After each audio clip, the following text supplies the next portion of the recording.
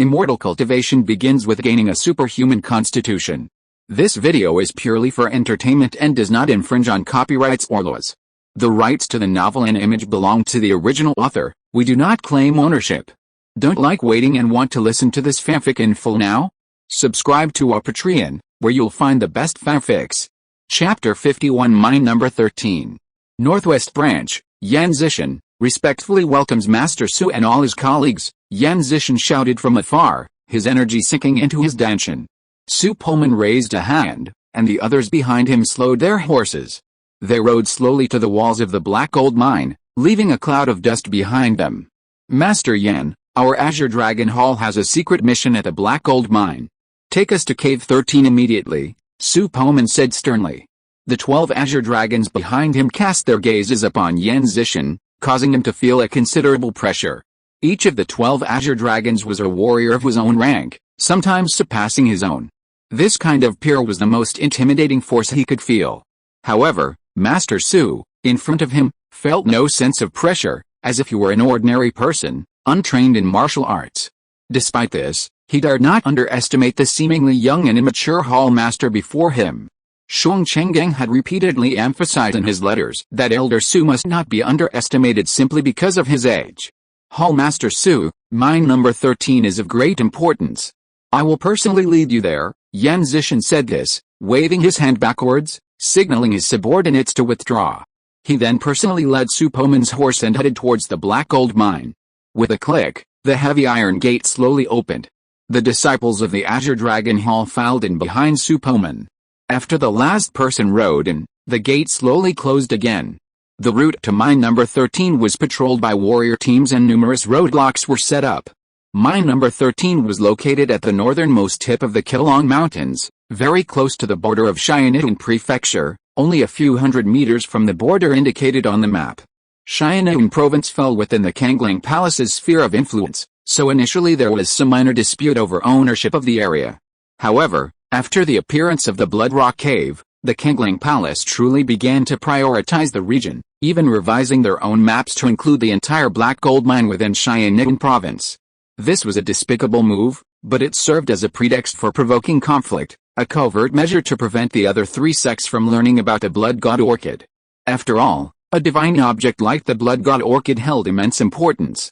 If harnessed effectively, it could empower a faction to produce several first-rank martial arts grandmasters, catapulting them to the top of the 5 major sects and potentially allowing them to enter the immortal realm and defy fate. If word of this opportunity were to spread, the aging elites of the other 3 sects, nearing the end of their lifespans, would likely be driven mad.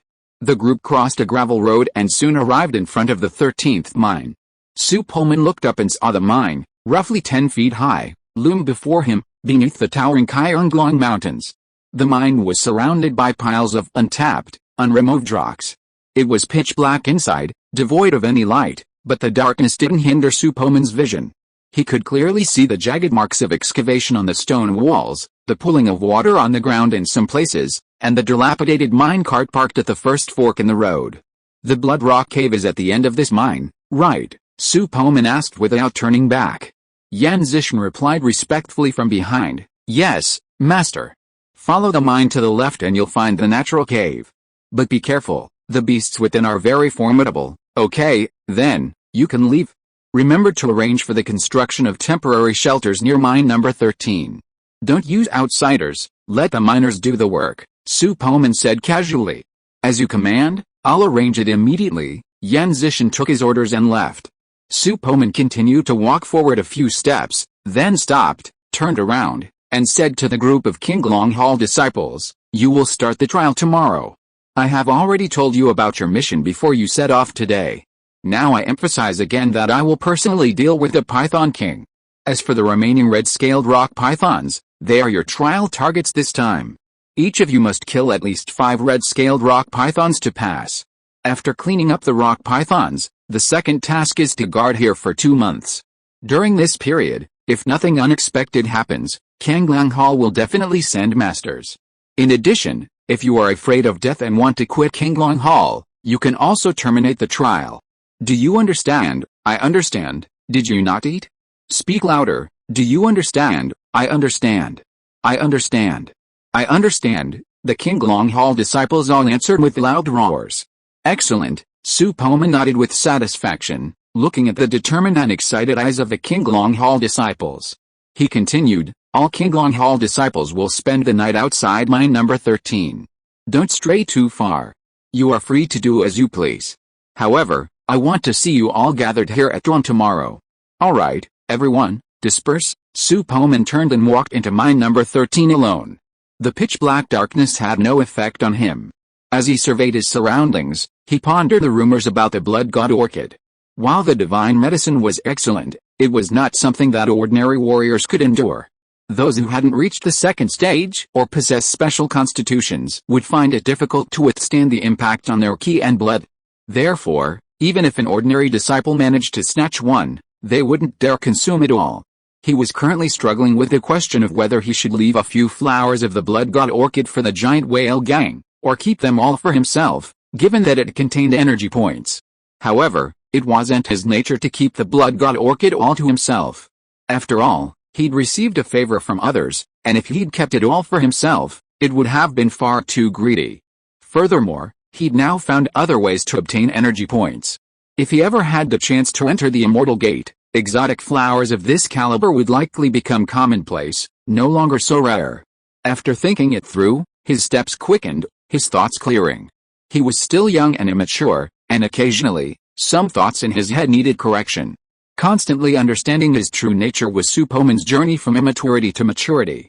Why did the Hall Master go into the mine by himself? Is he going to deal with the purple-scaled Python King? No way, it's almost dark now. Wouldn't it be even darker without a torch in the mine? The purple-scaled Python King is already powerful, and with its group of minions, it must be extremely difficult to deal with. Why didn't Hall Master Su call Elder Wei and the others to join in? In my opinion, the Hall Master may just want to investigate the situation in the Blood Rock Cave. How can we, the little minions, know about the Hall Master's realm? He is so powerful, he must be confident. Yes, I feel that Hall Master Su is much stronger than those elders. Have you all forgotten that time in the training ground? That kind of strength is not something that an ordinary 4th grade warrior can achieve. Yes, I think Hall Master Su is very likely to kill the Python King tonight. After reaching the 4th grade of martial arts, the internal energy can attack outside the body, and the power is extraordinary. I suddenly want to see how Lord Su kills the purple-scaled Python King. What about you? I want to go too, but will the Hall Master agree? Let's go together. It won't be dangerous to follow behind, and we can also hold torches to light the way for the Hall Master. Him? How dare you call the Hall Master old? I'm going to tell tales. No, no, no. I'm just expressing my respect for the Hall Master. HMPH, no, I'm going to tell tales. You're done. The Hall Master will punish you severely when he comes out, unless what? Unless you introduce your cousin to me. Fuck, I knew you were up to no good. You actually dared to think about my cousin. You really don't want to live anymore. You're asking for a beating. Stop it, both of you. Wu Tian has gone to the steward to get torches. We'll follow them in later. That's a 4th grade battle. I'm really looking forward to it. Stop talking. Wu Tian and the others are back. Let's go. 5 monthly tickets are full. Without further ado, here's an update. Welcome all the big guys to this world. Thank you fellow Daoists for the rewards. It's too late to get off work, so I'm going to right now. Chapter 52, Silly Zhu Zhao. A dozen King Longtang disciples followed into the mine, torches in hand. Kung Qi, not far away, saw this and, after a moment's hesitation, quickly followed. Kei Yaner, who was about to fetch water to wash her face, also saw the group of disciples entering the mine with torches. A thoughtful look crossed her eyes, and she immediately put down the copper basin, grabbed a nearby whip, and followed. Yin Wanchao, who had been standing on a boulder, pretending to admire the sunset, saw Kei Yaner suddenly leave and hurriedly followed, smiling broadly, asking, "Junior sister Kei, it's so late, why are you following a bunch of grown men into the mine? Wouldn't it be wonderful to watch the sunset and the stars with me here? Stay away from me. You don't need to dictate what I do from now on. And, Yin Wanchao, listen to me. I'm ranked above you, and you're calling me senior sister, understand? I've told you so many times, you're just a fool," Kei Yaner said with a sullen look. Yin Wanchao shrugged helplessly, not daring to argue. He could only follow behind Yaner, silently admiring her stunning curves in the dim light. "Ah, Master Zilin, you're here." A torchbearer in front spotted Conky following behind, surprised, and offered his spare torch to him. Conky accepted the torch, nodded calmly, and walked past the crowd to the front. "Greetings, senior brother." "Greetings, Master Zilin." The King Longhall disciples held Conky in high regard. Conky nodded slightly, his expression cold and aloof, seemingly devoid of any human touch. However, they were all used to being together, and they all knew Conky's temper. Though the leader of the 12 Azure Dragons was usually taciturn and seemed difficult to get along with, he would be extremely protective of his fellow disciples if they encountered any real problems. Once, a King Longhall disciple, close to him, suffered an unexpected incident while on a mission. He was ambushed and severely injured by a master from Yuning Prefecture, nearly failing to return. His martial arts skills were ultimately reduced due to his injuries. When Conky learned of this, he traveled to Yuning Prefecture overnight, sword on his back, and severed the master's arm before returning. From then on, the King Longhall disciples held this chief disciple in high esteem. Even his aloof and reserved demeanor remained unaffected. "Hey, senior sister Chalong is here too," another disciple named Zhu suddenly blurted out. Then, realizing the situation, he quickly covered his mouth and hurriedly added, "No, I didn't say it was senior sister K. And senior brother Yin." "Hey, senior brother Yin, what are you looking at? Why are you staring at senior sister K's butt?" A pin drop could be heard. Everyone else looked at him as if he were a fool. Even Conky, who was walking in front, was stunned.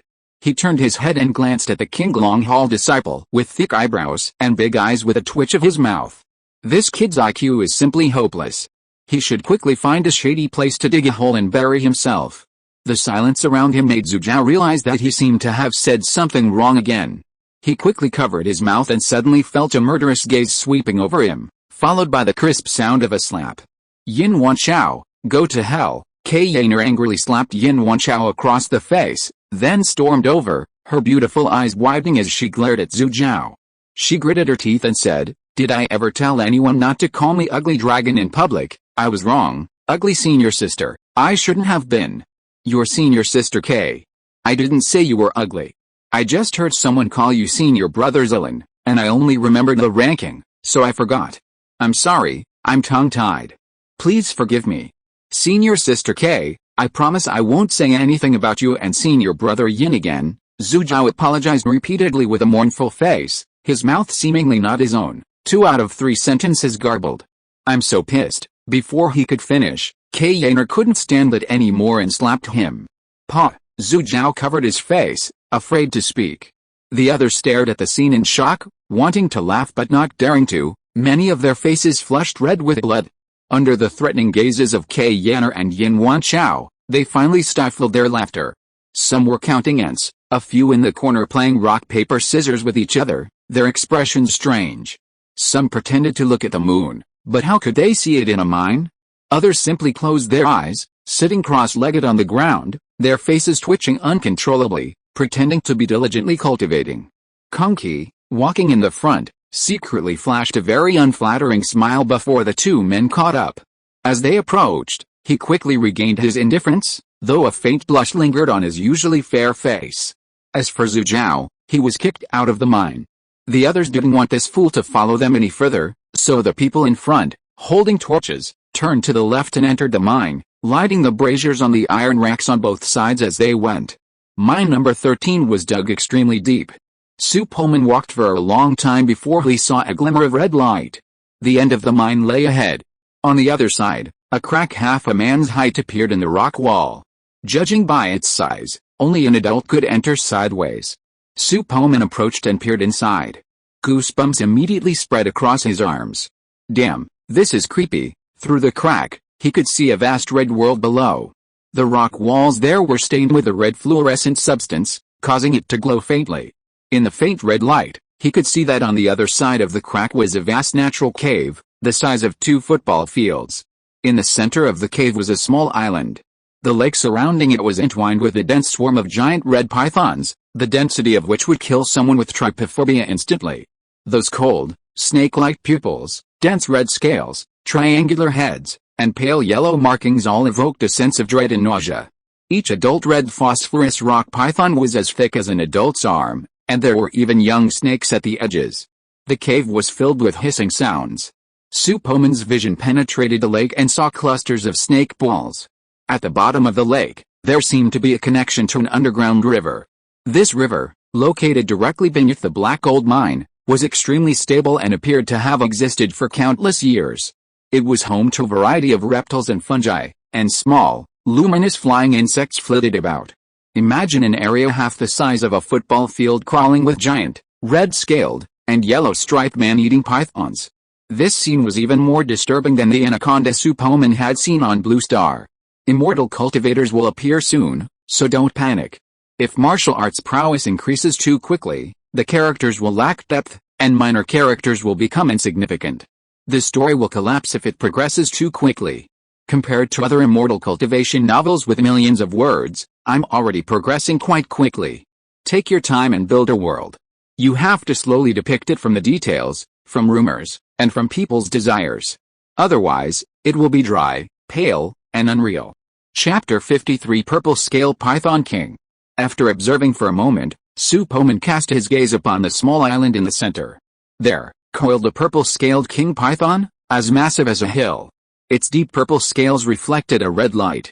Its sturdy body was coiled together, its massive head raised high, its tail trembling constantly, as if sensing something. Looking past the giant python, Su Poman spotted a half-meter-tall dark green plant growing in the center of the island. It had 7 leaves, 5 of which were fully expanded, and 3 unopened buds dangled from its apex.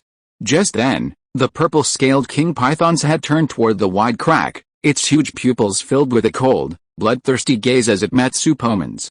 Hiss! A rapid snake call echoed, and the lake erupted in a turmoil. The red phosphorus rock pythons turned their heads toward the crack and roared in unison. Even the young snakes opened their mouths and hissed, revealing a cold, bloodthirsty state. Swish! Swish! Swish! Several crackling sounds echoed through the air, and several red phosphorus rock pythons, their bodies flexing like springs, launched forward. Their snouts revealed 2 pale fangs, their venom already flowing. What a vicious python! Su Poman lunged sideways, unsheathing his sword. With a flash of his sword, a streak of white light flashed across the sky. Snake heads rained down onto the lake and the land at the edge of the cave, their blood staining the water crimson and further franticating the rock pythons within. The headless rock python's body slammed heavily onto the lakeside ground. Its remaining vitality kept it struggling, fighting for its life, but alas, it was powerless. Death was certain. It could only thrash about mindlessly. A single twitch of its tail could carve a massive hole in the rock wall, destroying many of the snake eggs on the shore. Many were smashed to pieces, the yolks and newly formed snakes inside reduced to a bloody paste. At that moment, a breeze blew through the cracks in the rocks, adding a pungent scent of blood to the air.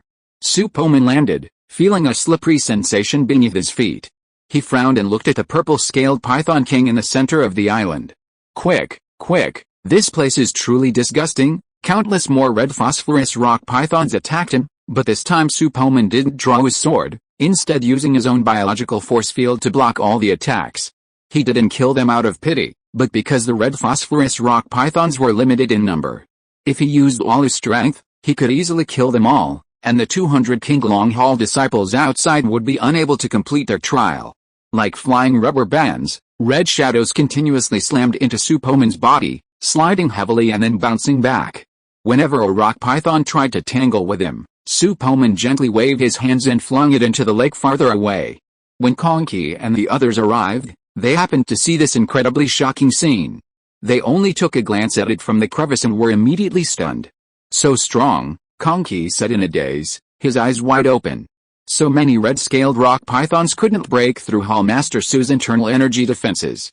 His internal energy cultivation is unfathomable. What kind of martial arts is this? Such formidable defense. The rock python's attacks felt like tickles to Hallmaster Su. Could he also be practicing some external martial arts called horizontal training? I don't think so. Horizontal training requires rigorous and arduous practice. It takes decades of painstaking effort to master it.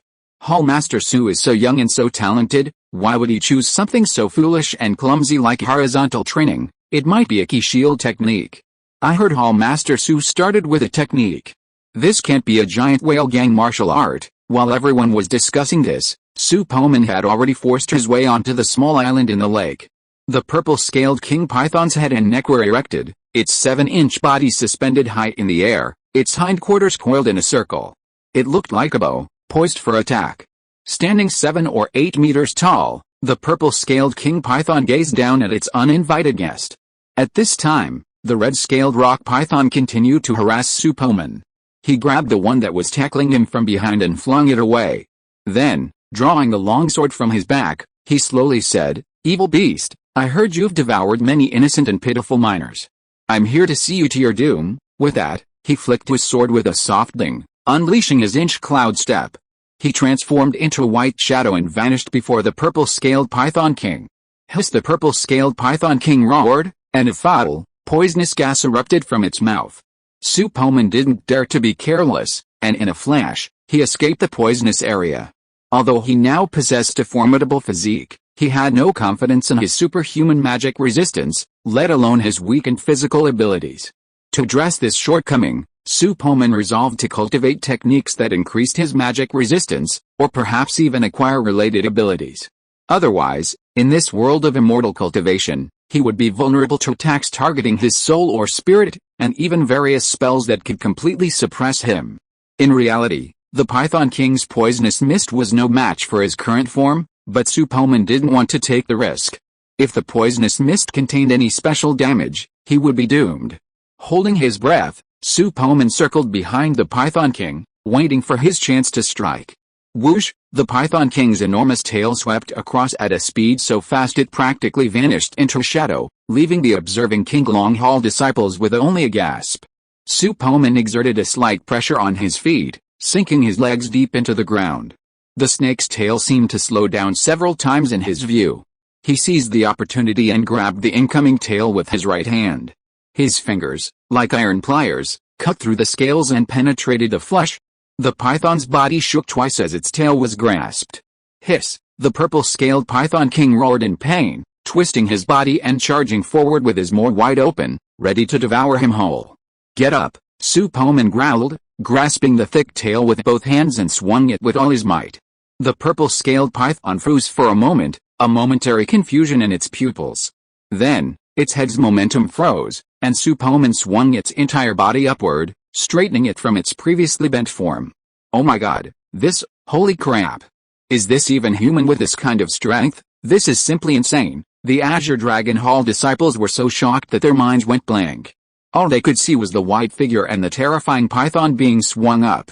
The weight of this beast defies common sense. Like a warrior, its muscles are vastly increased in density. The purple-scaled python before us measured over 30 meters long and over a meter in diameter, resembling a small mountain of flesh. Combined with the potent ki and blood within its body, it possessed strength far exceeding that of any warrior of its level. Yet, at this moment, it was being swung alive, unable to even twist in midair. It was flung as straight as a chopstick, demonstrating the immense force Su Poman must have exerted. Keeping my word, I'll add more chapters with every me vote. Thank you to all the Daoists for your donations. I don't have time to list them all. It's too late to get off work, so I'm going to right now. Chapter 54 Trial. After several laps, the purple-scaled Python King felt disoriented and in a state of distress. The red-scaled rock pythons that had been hurtling towards him were swept away by the Python King's body, sending them careening backwards. Some landed on the rock wall, others slammed into the lake with a thud. Seizing the perfect moment, Su Poman slammed his arms together, then swung them in the opposite direction. Starting from his tail, the Python King's body was hurled in a breathtaking arc, a series of crackling sounds echoing like a minotaur card.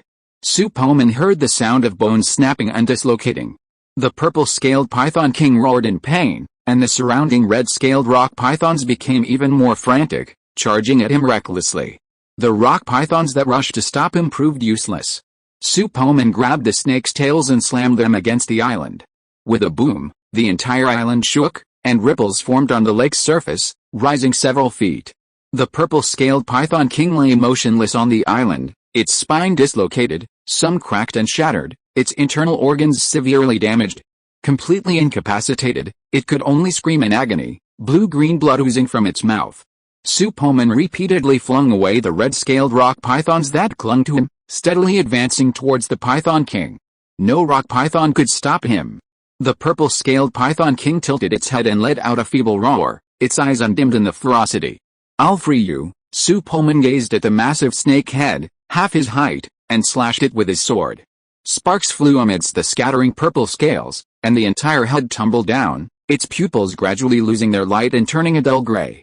The center of the island was coated in blue-green blood, and from above, the massive, torn body of the python could be seen. The rock pythons, as if sensing their ancestor's demise, wailed incessantly, swimming towards the center of the island and surrounding the purple-scaled Python King. "It's over," Su Poman breathed a sigh of relief, unleashing his inch cloud steps. With a push of his foot, he lunged towards the crevice like a soaring bird. "Get out of the way. Make way for the Hall Master." The disciples dodged in front of the crevice, and Su Poman swiftly emerged. "Greetings, Hall Master." The dozen or so disciples remaining in the mine gazed at Su Poman with intense eagerness, each making way for him. Su Poman nodded gently, then departed amidst the adoring gazes of his disciples.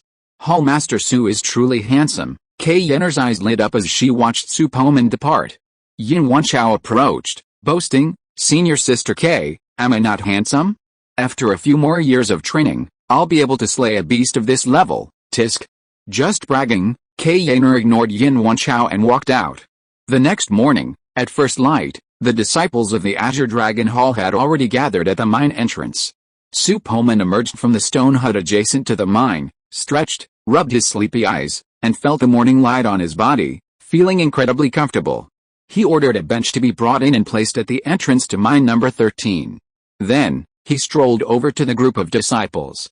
He glanced around and noticed that the way these Azure Dragon Hall geniuses looked at him had changed, a look of even greater admiration. Su Poman pondered for a moment.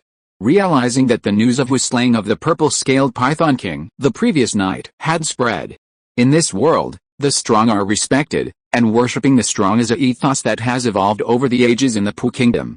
Young warriors constantly spur themselves on, diligently cultivating, and hoping to one day achieve something great. The disciples who witnessed Su Poman single-handedly slay the Python King in the Sea of Pythons returned home that evening eager to share their witnessing of the battle. Several of them were eloquent and described the entire process in vivid detail, shocking everyone even more at Su Poman's prowess. Consequently, this morning, they all stood tall, eagerly looking at him, hoping to make themselves known to their idol. "I've explained everything I need to. Now that their leader is gone, the red-scaled rock pythons will no longer be confined to the bloody cave. They might emerge from that crevice or flee towards the underground river. If you feel you lack the strength, you can lure the rock pythons out. As for how to do it, that's up to you. Okay, go in. After killing the rock pythons, keep their gallbladders as proof of your mission. I'll be waiting for you at the mine entrance." "Yes, Hall Master." The disciples of the Azure Dragon Hall entered the mine one after another, ready to begin their trial mission. Su Poman, after washing up, lay on a bench in the sun, looking incredibly relaxed. While basking in the sun, he cultivated his internal energy, constantly energizing his Fushigong. In the sunlight, he didn't have to worry about losing his ki or blood. Internal energy flowed through his meridians along specific pathways, and a faint white mist emerged from the Behuaku point on Su Poman's head, rising in the sunlight. Despite the arid conditions of the northwest, Yan Zishan prepared meals for the Qinglong Hall disciples that were comparable to those provided by the headquarters.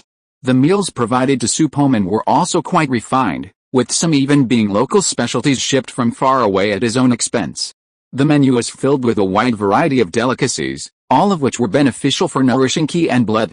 Su Poman felt embarrassed to refuse such warm hospitality, but the more he ate, the more he pooped, and every time he wiped his bottom, it was a nightmare.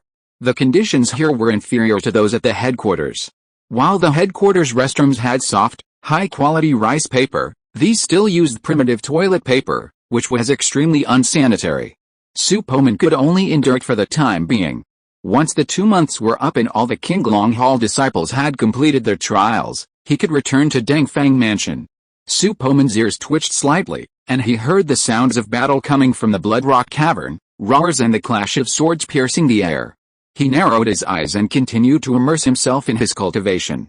The mission of guarding the Blood Rock Cave was relatively easy for him.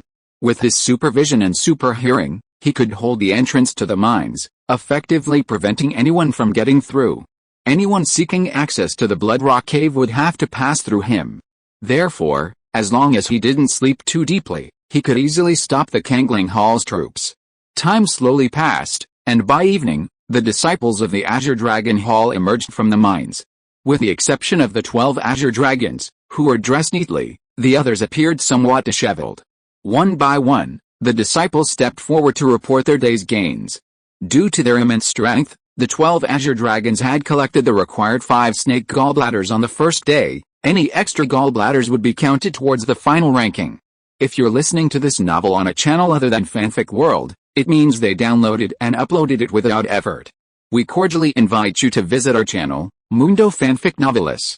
There you'll find the original version of this story, and you can explore many other novels of various genres. We're waiting for you to immerse yourself in a world of incredible novels. Chapter 55, Visitors from the Immortal Sect. The ordinary disciples weren't so lucky. The red-scaled rock pythons were already at the 6th rank, and their bodies were inherently stronger than warriors of the same level. Therefore, only a handful could successfully complete the mission. The most they managed was to slay 3 red-scaled rock pythons, while the fewest achieved nothing, suffering serious injuries that required healing before continuing. After recording their information, Su Poman let them rest. The first trial mission wouldn't result in significant casualties. The real casualties would come in 2 months, when the Blood God Orchid fully matured. Then, the Azure Dragon Hall disciples would patrol the area and engage in battle with the Kangling Hall masters who came to seize the orchid. The sun slowly set over the Vascobi Desert. After dinner, Su Poman returned to the small house near the mine entrance. He sat cross-legged on the stone bed, continuing his internal cultivation. A silent night passed. The next day, the sun rose, casting a gentle, warm glow across the earth. The morning mist brought a hint of coolness to the crowd. The disciples of the Azure Dragon Hall gradually emerged from their makeshift stone huts, knowing that today would be another extremely difficult day. To complete their trial mission, some of the weaker ones among them had already planned to form teams to slay the red-scaled rock python. This beast might not be a big deal for Su Poman, but for a 6th-rank Azure Dragon Hall disciple, it was undoubtedly an extremely challenging and potentially life-threatening task. The weakest adult red-scaled rock python is equivalent to a mid-6th-rank martial artist. Its formidable physical strength and terrifying venom are nature's killer weapons. Without a sound cultivation technique, it could easily kill them. Su Poman lazily lounged on a bench, watching them one by one salute him and enter the mine. Feeling a bit bored, he narrowed his eyes at the rising sun. As the first rays of sunlight touched him, his Fushugang automatically activated. Kangling Hall, Northwest Branch. Li Xianlang, the headmaster, hadn't returned for several days, and Deputy Headmaster Zhuanggu had begun to suspect something was amiss.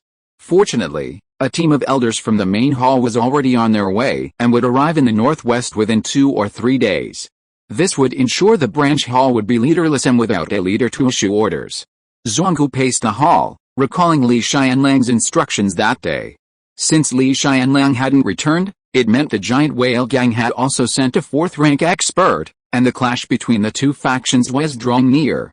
Li Xianlang's wife and children were with the Northwest Branch Hall, and his eldest son, already an adult, was serving as a team leader.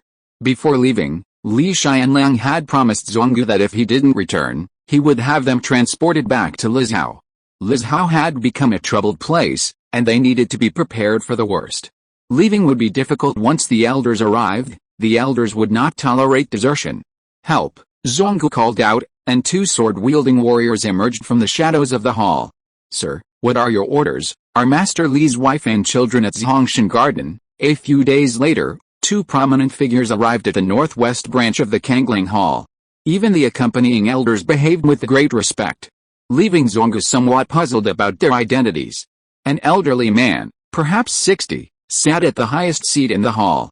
With triangular eyes, a flat nose, and jagged, buck teeth, he looked unattractive, yet no one present dared to look down on him. The old man's legs were crossed high, his arms cradling 2 charming women in thin clothing. Next to him sat a towering figure, his arms bulging with muscle, though his expression was a bit foolish. He was carefully wiping his long staff, as if caressing a beloved woman. The two elders from the Kanglang Hall's main hall didn't even dare to sit down, standing with their hands folded in the hall, their demeanor quite respectful. Zhonggu, after recounting the recent events at the Black Gold Mine, followed the two elders' lead, bowing his head and standing with his hands folded. The 60-year-old, ungainly man, sniffed his nose and said with interest, "Ancestor Ning asked me to come to the Kanglang Hall to select spirit sons to join the Ghost Spirit Immortal sect. I never expected to encounter such a high-level spiritual medicine as the Blood Jade Spirit Flower in this barren, first-class mortal country. It's truly heaven's help. What you mortals call the Blood God Orchid is actually a spiritual medicine. Swallowing it raw would be a waste of natural resources. This Blood Jade Spirit Flower is one of the key ingredients in refining Foundation Establishment pills, Immortal sect? Selecting spirit sons? Spiritual medicine." Zhonggu's heart trembled, inexplicably shocked by the words that tumbled out of the middle-aged man's mouth. Since arriving at the branch hall, the two elders from the main hall had spoken very little, following the two men with a deferential demeanor. Zhonggu felt their attitude was even more respectful than when facing his own hallmaster. Combined with the previous conversation, he had a suspicion that stung him. Zhonggu quietly glanced upwards and noticed a resemblance between the man before him and one of the Kanglang Hall's past elders. He thought to himself, could these two be Kanglang Hall ancestors who have returned from the Immortal Gate? Zhai Gong surreptitiously touched the delicate women in his arms, causing them to moan softly. He then lifted each of them onto his lap, his head poking from between their waists with a lewd grin, asking, "How long will it take for the Blood Jade Spirit Flower to bloom?" "Ah, my lord, please don't, my lord. You are so mean." "There are others here," the two women cried out in pleasure, their faces flushed, looking as if they were drunk. "My lord, the Blood God Orchid is expected to mature in 2 months. According to spies, it still has 2 leaves that haven't yet unfurled," Zhonggu calmly replied, head bowed, as if oblivious to the somewhat obscene scene before him. "Well, not bad, with 2 months left. Since we need to select spiritual children, please send a message to your current hall master, asking him to send a group of qualified boys or talented warriors here. I'm too lazy to run back and forth. Also, remember to bring a few beauties for me," Zhai Gong said with a strange laugh. "As you wish, Senior Zhai, I'll send a message to the hall master immediately. I heard that the Azure Dragon Hall of the Giant Whale Gang has also arrived in the northwest. That would be a great opportunity for the young men of the Heavenly Wolf Society to compete with them." The elder in a green robe bowed and said with a flattering smile, "That's it, everyone, get out. Don't bother me until the Blood Jade Spirit Flower blooms." Yes, Meng Shan, a towering sturdy man, followed them out of the hall. He couldn't stand Zhai Gong's messing around in the hall anymore, so he walked towards his own house, long staff in hand. After Meng Shan left, Zhonggu couldn't help but whisper, "Elder Jin, are those 2 immortals? Keep your word, and keep the update." Chapter 56, Key Boosting Pill. "Hush. Keep this information to yourself. Don't spread it. The Palace Master means this is a good opportunity to leverage this opportunity to eliminate some of the Giant Whale Gang's experts. Do you understand?" Jin Liangping said solemnly. Zhonggu nodded, his face forced with a smile. "I understand. This information must not be spread. Just wait for the Giant Whale Gang's experts to arrive in 2 months, and then we'll wipe them out." Another elder, Shi Yuanzheng, nodded in agreement, adding meaningfully, "I'm afraid there will only be 4 major sects in the martial arts world from now on." Time passed slowly, and within half a month, Su Poman had achieved another breakthrough in his martial arts, reaching the 6th level.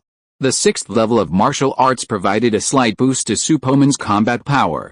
Unlike before, the immense power of his martial arts was solely driven by his abnormal body.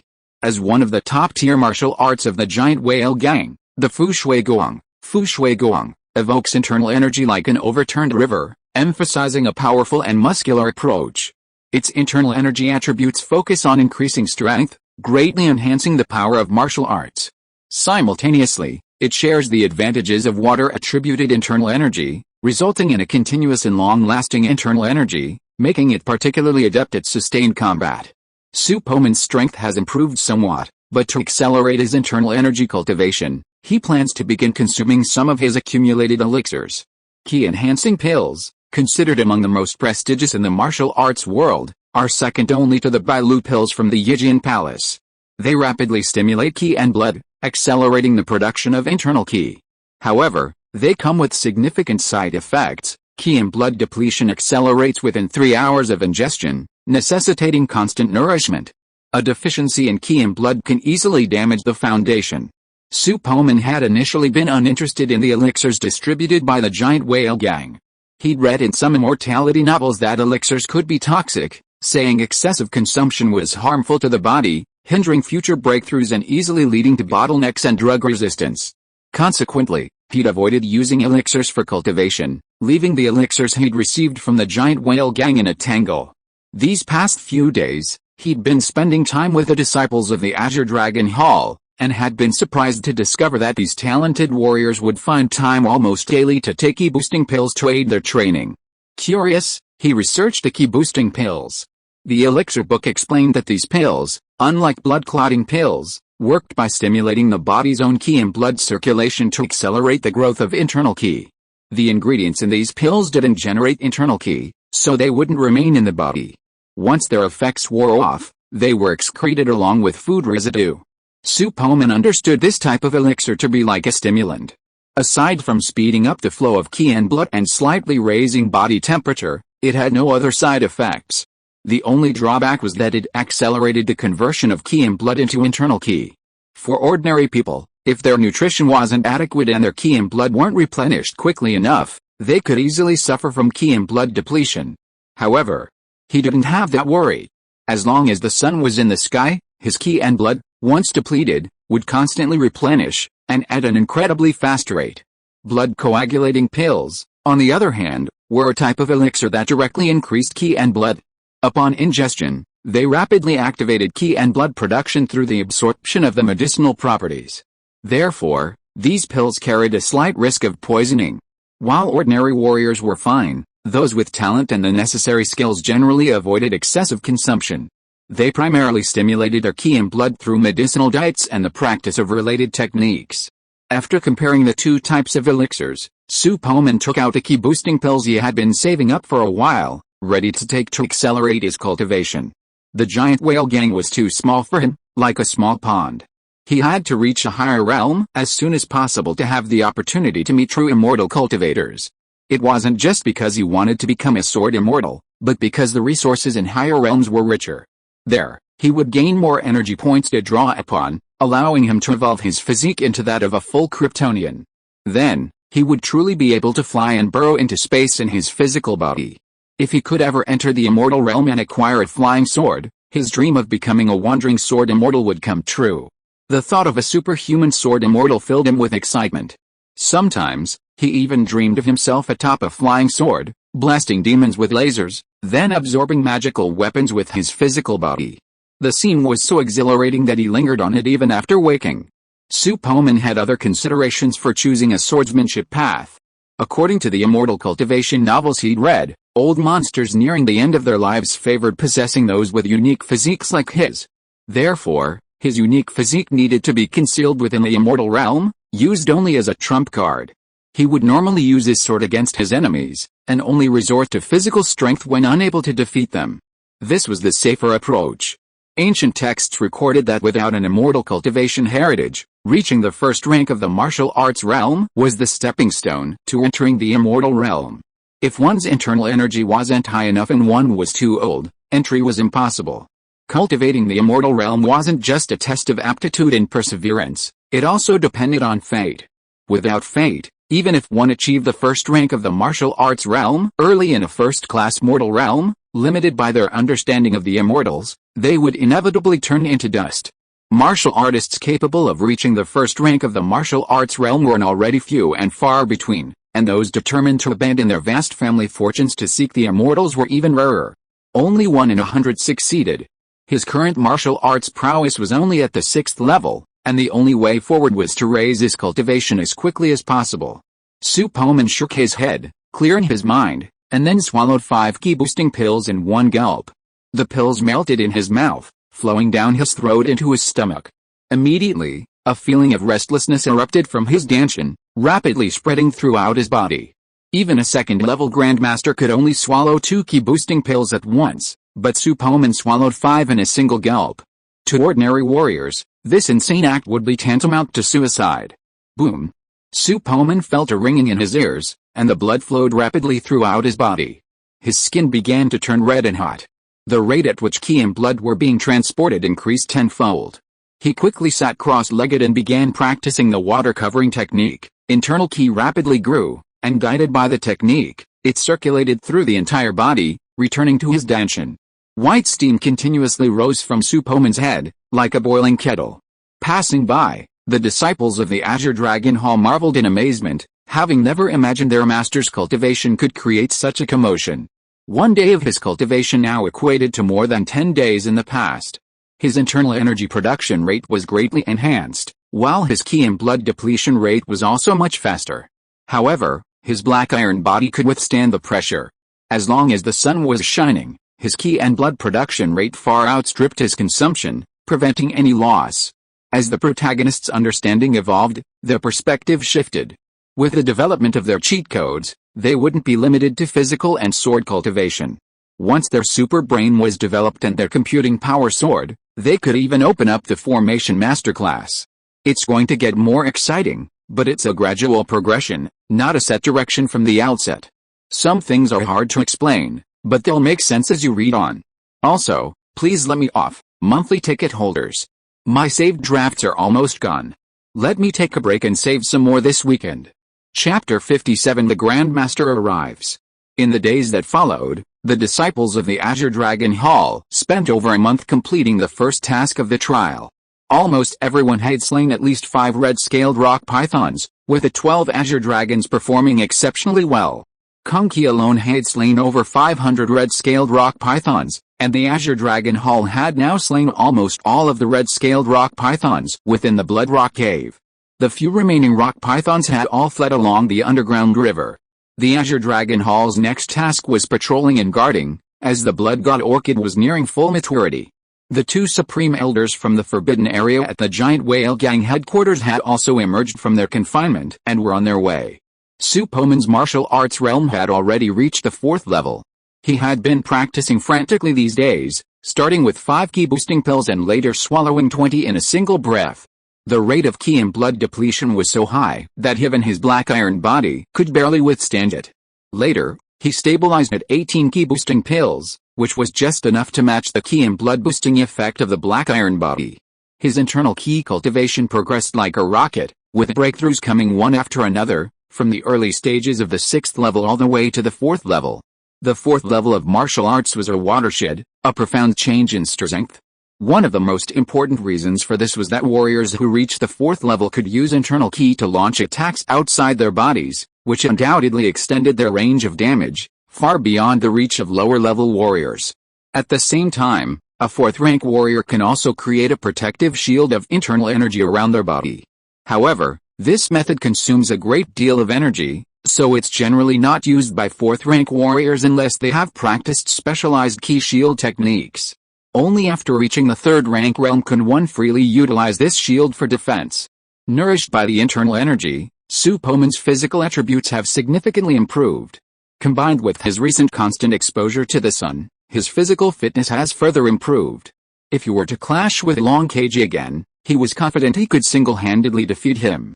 With his advancement in martial arts, Su Poman's physical strength has also increased significantly, surpassing that of a 2nd-rank warrior. Although he's only at the 4th rank, his physical strength rivals that of an ordinary 1st-rank grandmaster. With at most 2 weeks until the Blood God Orchid opens, the disciples of the Azure Dragon Hall are divided into 2 groups, patrolling day and night to prevent sabotage from the Kanglang Hall. Most of the personnel normally stationed in Blackstone City were transferred here. The Black Gold Mine was heavily guarded, both visible and covert. The miners were driven to a separate front area, and mining was temporarily halted. A few days later, 8 elders emerged from over a dozen luxurious carriages outside the Black Gold Mine. Long Keiji was at the front, respectfully guiding 2 elderly men with white hair and beards. The only individuals with such status within the Giant Whale Gang were the 2 Grand Elders who had been secluded in the Forbidden Area, cultivating and ignoring worldly affairs. One was Long Keiji's uncle, Long Xianshen, and the other was Lu Feng, a veteran who had served 3 previous gang leaders. That day, the Black Gold Mine was exceptionally bustling. Not only were all the members of the Northwest Branch present, but Wei Wuji and Sun Dinglu were also there to greet them. Naturally, Su Poman and the disciples of the Azure Dragon Hall were also present. Greetings to the Grand Elders, greetings to the gang leader. As the gates opened, everyone bowed respectfully. Long Xiansheng and Lu Feng walked at the front, each smiling slightly as they gazed at the dense crowd before them. No need to be polite.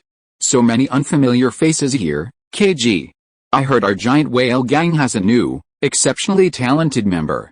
Come and introduce him to me, Long Xiansheng said with a faint smile, his tone filled with a sense of vicissitudes. Long KG stepped forward, pulled Su Poman toward him, and said with a smile, Uncle Lu, this is our newest member, Elder Su. At such a young age, he's already a 4th-rank warrior. Su Poman clasped his fists in a respectful salute. Greetings, Grand Elders, no need to be polite. You're truly a formidable young talent. You're so talented at such a young age. You'll hopefully reach the 1st rank in the future. Work hard, the giant whale gang will depend on you youngsters, Long Xiansheng said with a gentle smile, his demeanor remarkably affable, like a neighborhood grandfather. Lu Feng's face was pristine, his eyes drooping as if he hadn't woken yet. When Su Poman looked up, his eyes suddenly lit up. He examined him closely, his lips moving as he uttered 2 words. Not bad, Long KG laughed heartily, patting Su Poman on the shoulder. Brother Su, it's rare for Uncle Lu to praise you. Because of my cultivation, Uncle Lu is usually quiet, so it's extremely rare for me to praise you like this. I hope you don't mind it too much. No, Senior, you're praising me, why would I mind? Boss Long, let's go in. The elders have worked hard all this way, Su Poman said with a smile. The 2 Grand Elders walked in front, followed by Su Poman and Long KG, entering the Black Gold Mine. To welcome the elders, the rubble around mine number 13 had been cleared and several residences had been built. Su Poman wasn't used to the atmosphere of a banquet, so he excused himself when everyone had almost finished eating, returning to his own courtyard to continue his cultivation while the daylight was still there. The air in the northwest is very dry, with little rain year-round. Clouds are also very sparse, resulting in a stronger sun than in other regions. Su Poman sat cross-legged in the courtyard and swallowed 18 ki-boosting pills in one gulp. His body temperature rose rapidly, and a white mist began to emanate from his head. Ki and blood were constantly being transported, and strands of internal energy were rapidly emerging from them. After circulating through his body along a specific path, it returned to his danshan, further increasing the internal energy in Su Poman's danshan. Thus, Su Poman immersed himself in his cultivation. Now free from the distractions of the mines, his cultivation speed increased even further. Time passed quickly as he devoted himself to practice. In less than 2 weeks, Su Poman's frantic practice had enabled him to break through from the middle 4th stage to the early 3rd stage of his martial arts cultivation. He noticed that the effectiveness of his ki-boosting pills was gradually waning, seemingly due to his growing strength. The same dose of pills no longer produced the same intense stimulation. Therefore, he had to increase the number of pills he took, from 18 to 25. However, after reaching the 3rd stage of martial arts, Su Poman's accumulated ki-boosting pills had been depleted. To obtain more, he could only earn gang contributions, exchange them for them in the Internal Affairs Office upon returning to headquarters, or borrow some from the elders like Wei Wuji. However, Su Poman was hesitant to speak up, intending to consider the matter after returning to headquarters. Since reaching the 3rd stage, Su Poman's physical strength had increased significantly, fueled by his internal energy. However, since he had never challenged anyone to duel, he wasn't even sure of his own full-body strength.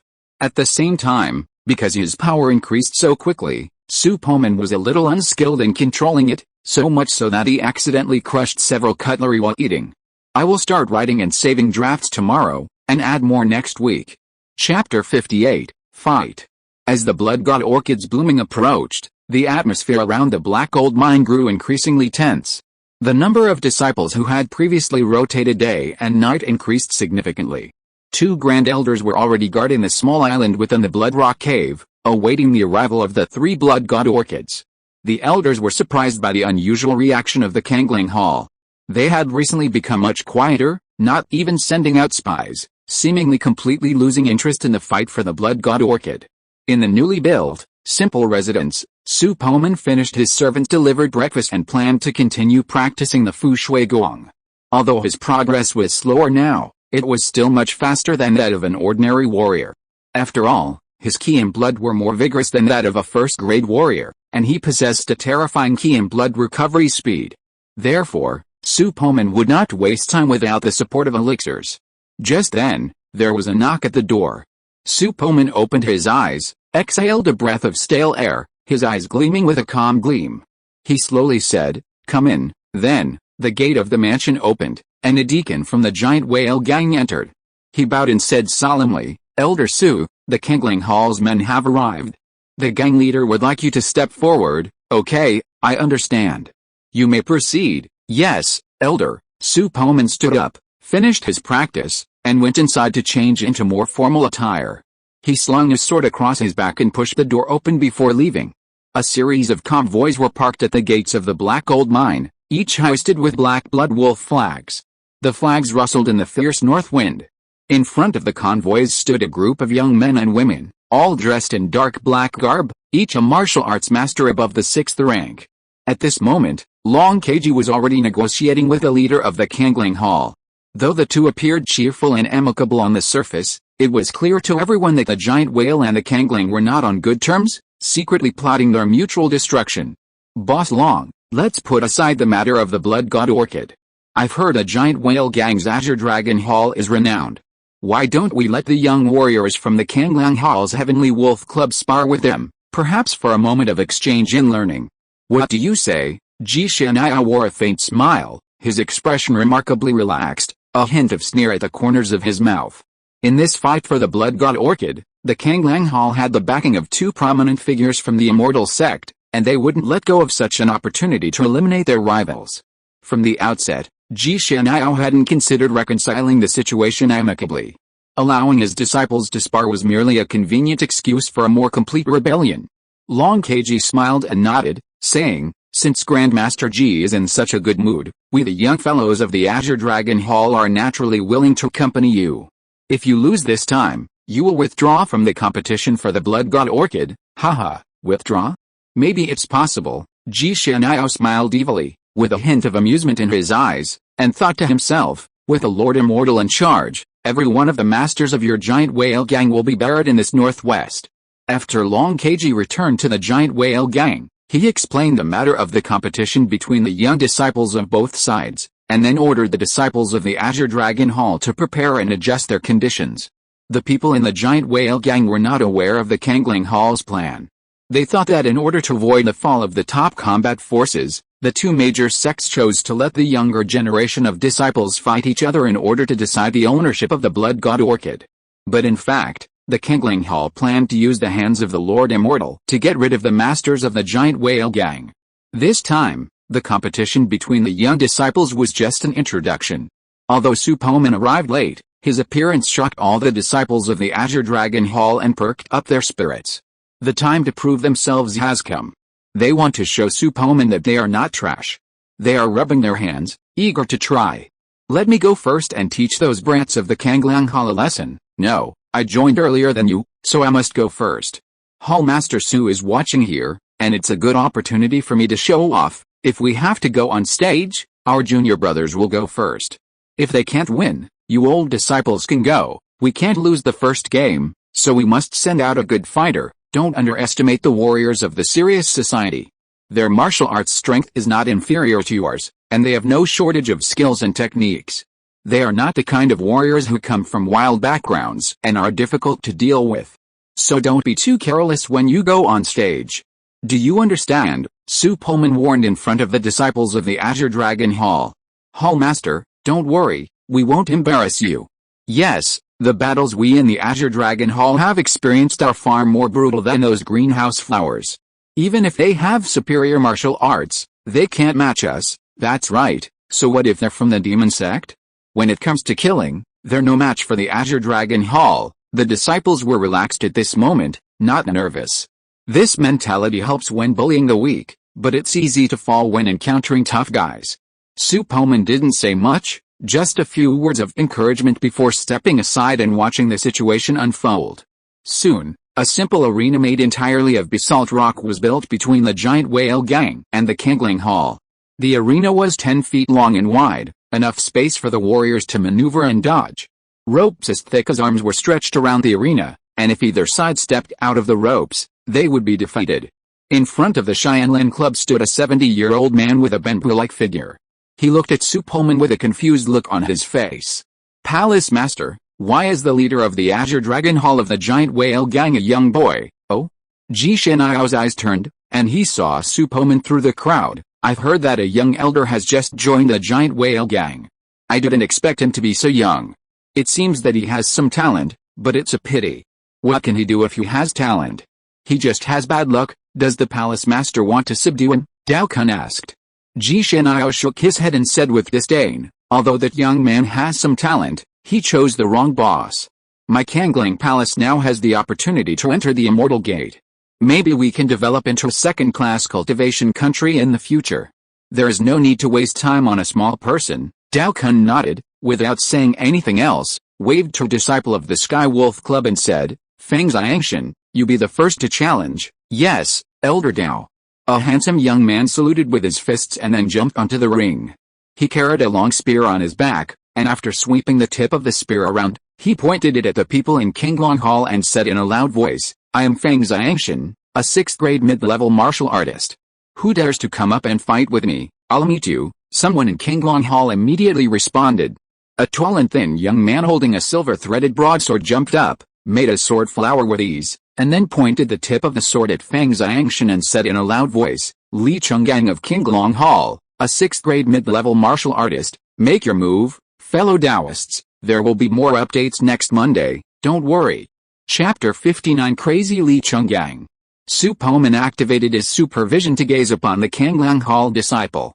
His vision revealed Feng Xiangshan's physical structure in its entirety, every muscle and bone visible, as clear as an X-ray.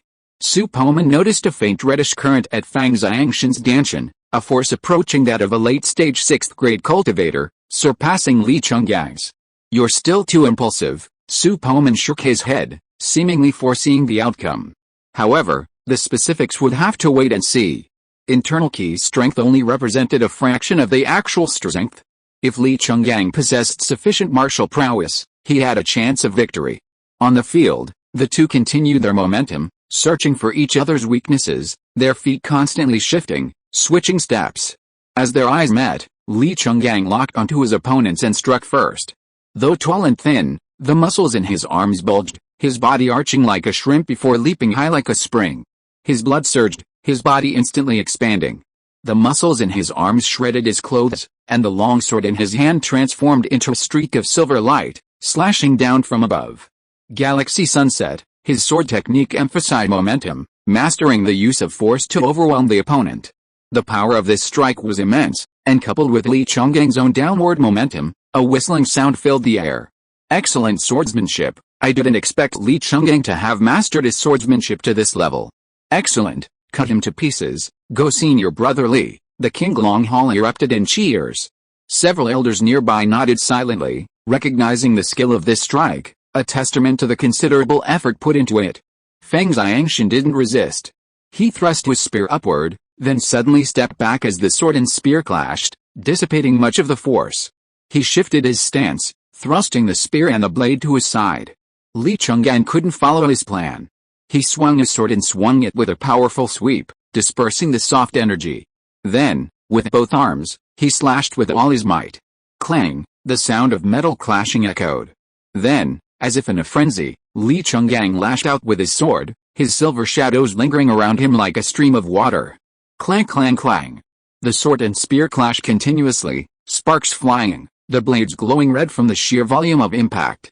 Feng Xiangshan was initially flustered, retreating back to meet the blows. He swung his spear with such force that from a distance, it looked like a circular, dark shadow, spinning like a giant fan. His expression was gloomy, having been surprised to find himself so mastered by the young man before him. He then dove back, leaping out of the circle. Internal energy surged from his Danshan, radiating into his spear. He crouched, then leaped forward, stretching his body wide. Grasping the end of the spear with one hand, he thrust forward fiercely. Flying wolf headhunter spear, the spear tip pointed directly at Li Chenggang's head. Li Chenggang's heart tightened as he watched the spear tip gradually grow larger before him. He quickly averted his gaze, watching Fang Xiangshan's steps. Facing a spear thrust, the more one stared at the tip, the more easily they were overwhelmed by the threat and lost their composure. Observing the other's movements and reacting accordingly was the wisest option. Li Chenggang stepped back, his broadsword raised high before him, in a blocking stance. The spear pierced the air. Li Chengang's eyes peeked out from beside the blade, glancing at the direction of the spear's thrust, a confident smile playing on his lips. Ding ding, the spear tip was precisely blocked by the blade. Li Chenggang, holding the hilt with one hand and the broadsword's back with the other, struggled to resist. The two men's internal energy clashed, a stalemate ensuing. Time ticked by as the two men locked horns, their physical strength and internal energy constantly draining. Internal energy confrontations were extremely dangerous. Whoever lost their internal energy first would be injured. Therefore, both men gritted their teeth and persevered. For Fang Xiangshan, this outcome was exactly what he had hoped for. He was at the peak of the mid-6th rank, only a step away from the late 6th rank. His internal energy was considered exceptional among mid-6th rank warriors.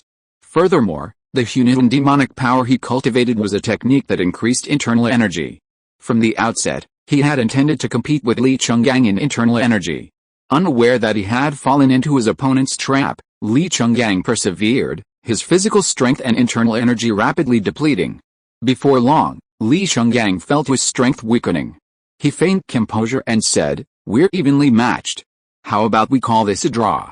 We're wasting too much time here." "Ha ha ha, a draw? No way. We have to decide the winner today," Fang Xiangshan sneered, seeing through Li Chenggang's thoughts. Li Chenggang, furious, his eyes blazing, declared, "All right, I'm going to beat you to the punch today." As he spoke, Li Chenggang suddenly increased his internal energy output, seizing the sword and spear while the opponent was off guard. His face paled as he did so, as if he had sustained some injuries while withdrawing his internal energy. "Break the army!" Blood streamed from the corner of Li Chenggang's mouth. He roared, ignoring his injuries and striking forth, his eyes gleaming with murderous intent. This was how the disciples of the Azure Dragon Hall fought with such ferocity that even the demon sect was forced to submit. They were not only ruthless to themselves, but also to others. Li Chenggang slid forward, completely ignoring the spear thrust toward his chest. With a life-for-life attitude, he slashed at Fang Xiangshan, his eyes blazing.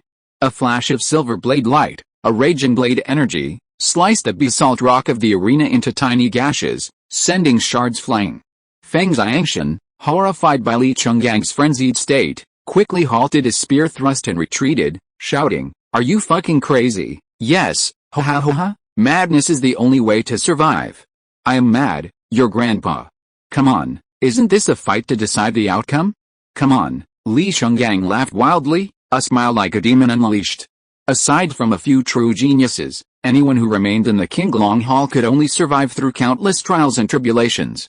Therefore, they were a ruthless bunch, bred from a sea of blood and corpses.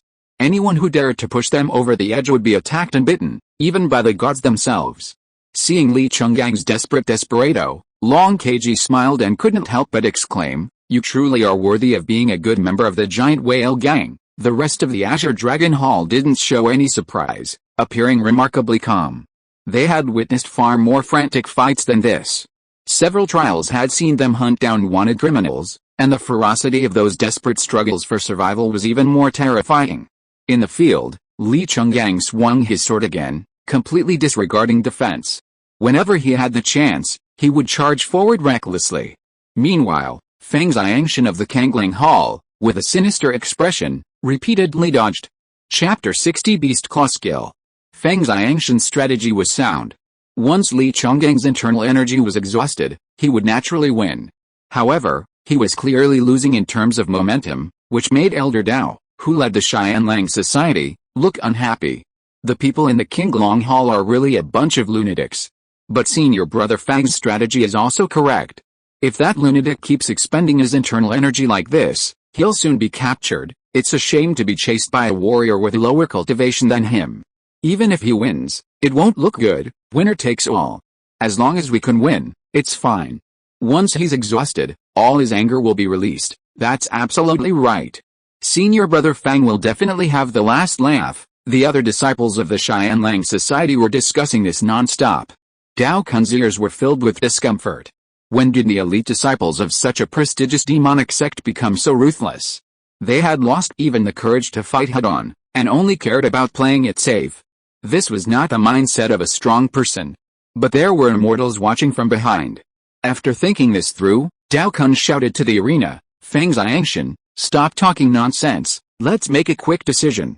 He dares to fight to the death, so why wouldn't the disciples of my Xianlang society dare too? What's more, your cultivation is even deeper than his." As soon as these words came out, Feng Xiangshan's face changed instantly.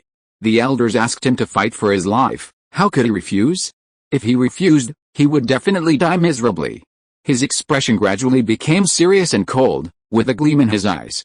The spear in his hand changed from pulling to actively attacking.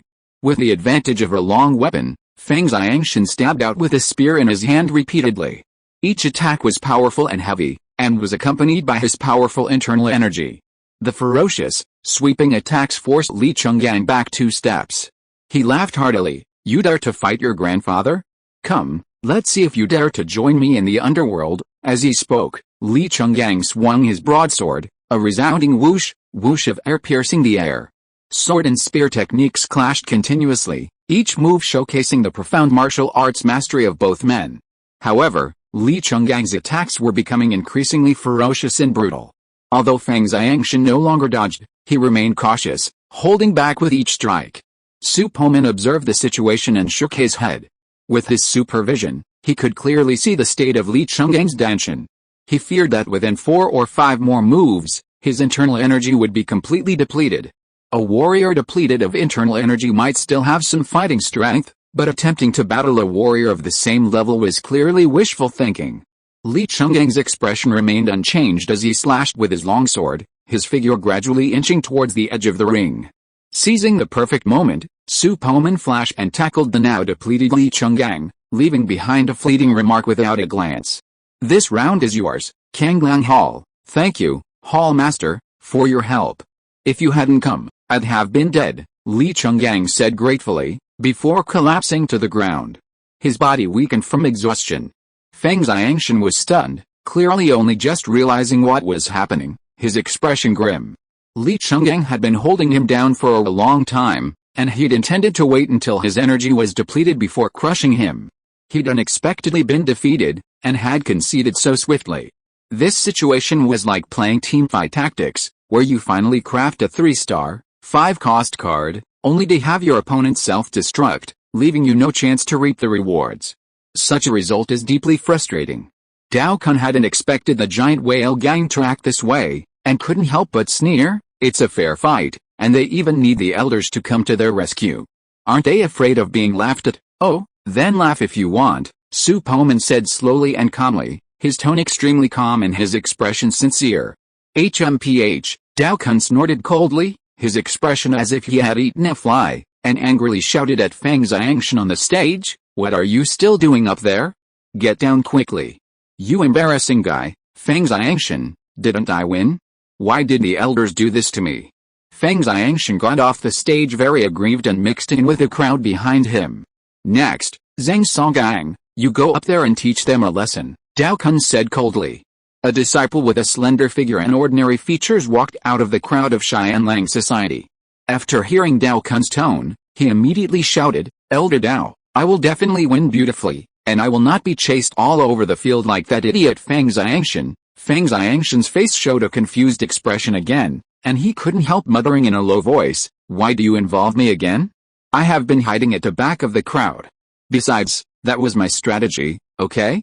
I obviously won. Why are you targeting me one by one?" Zhang Songgang jumped onto the ring, drew the long sword behind him, raised his head and said rather conceitedly, "Zhang Songgang of Kangling Hall, mid-6th grade martial arts, please teach me." Su Poman took a closer look, and sure enough, this person's cultivation was the same as Feng Xiangshan.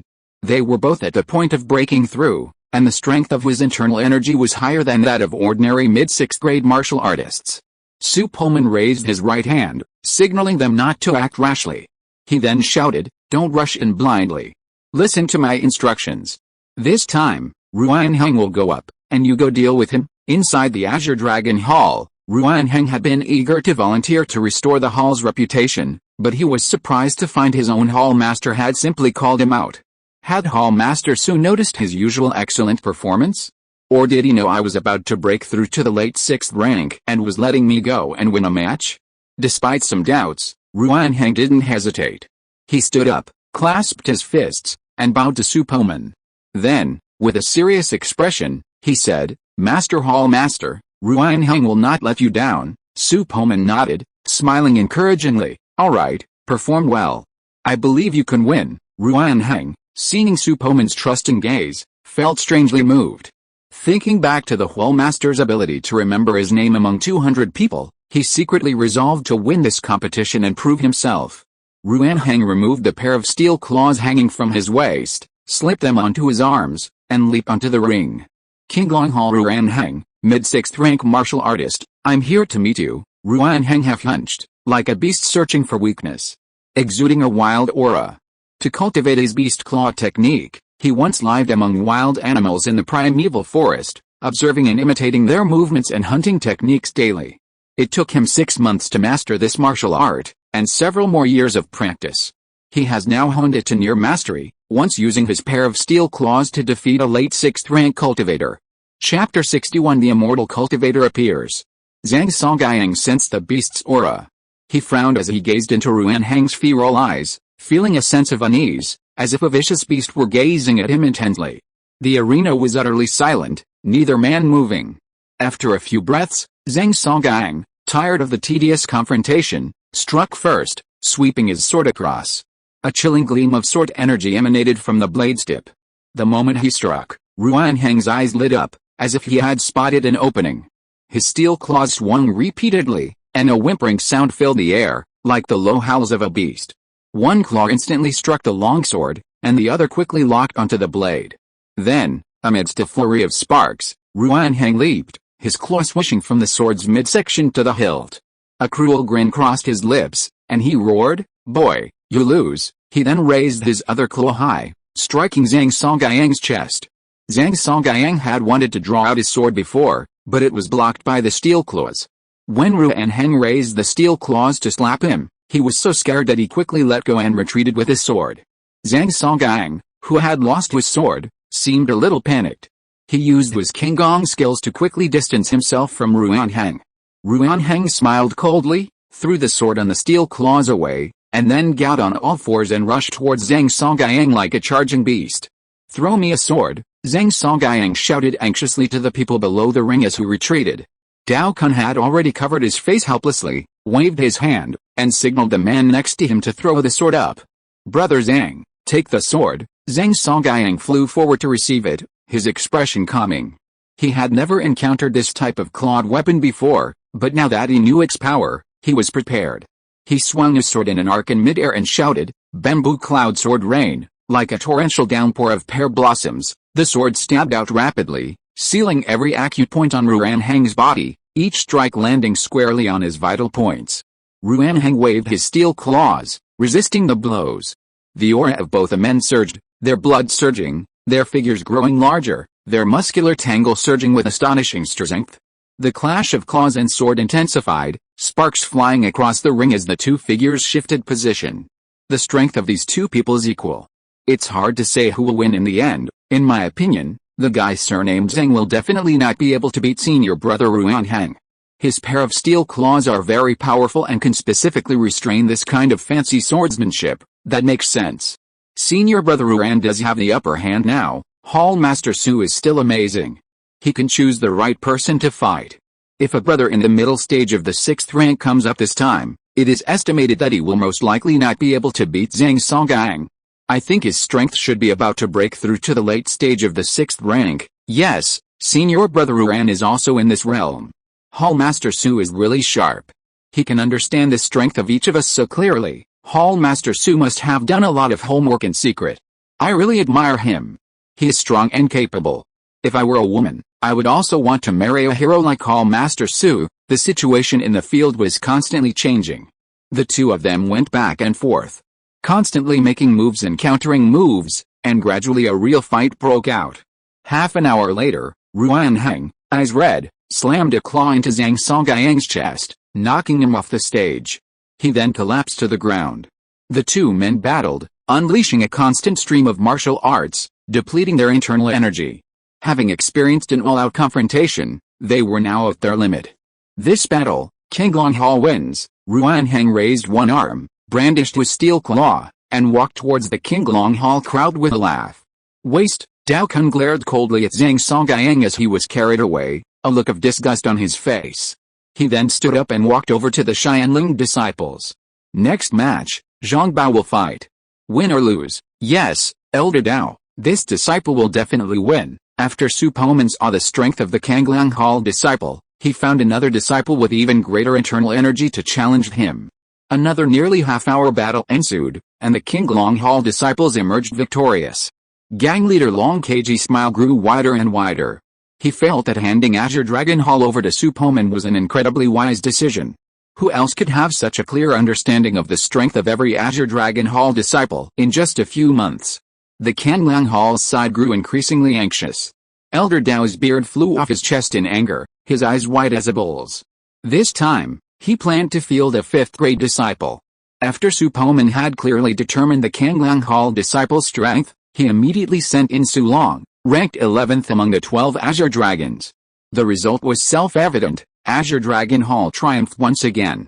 At this point, Hall Master Ji Xianao, feeling somewhat embarrassed, approached and demanded, Elder Dao, is there no warrior in our Heavenly Wolf Society who can rival the Giant Whale Gang's disciples? Dao Kun's face tinged with guilt as he glanced at Su Poman from afar. Then, as if suddenly struck by a thought, he hastily declared, every time, we go into battle first, and they choose their players. They're always taking advantage. Now, let's let the Giant Whale Gang send their men first, and we'll choose our disciples to fight them. We're sure to win. As the two men were conversing, a woman's scream suddenly erupted from a luxurious carriage in the background. The subsequent sounds were even more horrific. Ji Xianao's face sank with embarrassment, and he thought to himself, that Immortal Zhai really knows how to play. Some members of the Giant Whale Gang had also heard the noises, and most of them looked on in surprise, gazing curiously at the luxurious carriage. The disciples chattered, and one female disciple blushed at the sound. What's going on with the Kangliang Hall? Someone's actually engaging in sexual activity in a carriage in broad daylight. I've never seen this kind of thing before. In a carriage, it might be even more exciting. It's immoral. I don't know who's doing this, in broad daylight.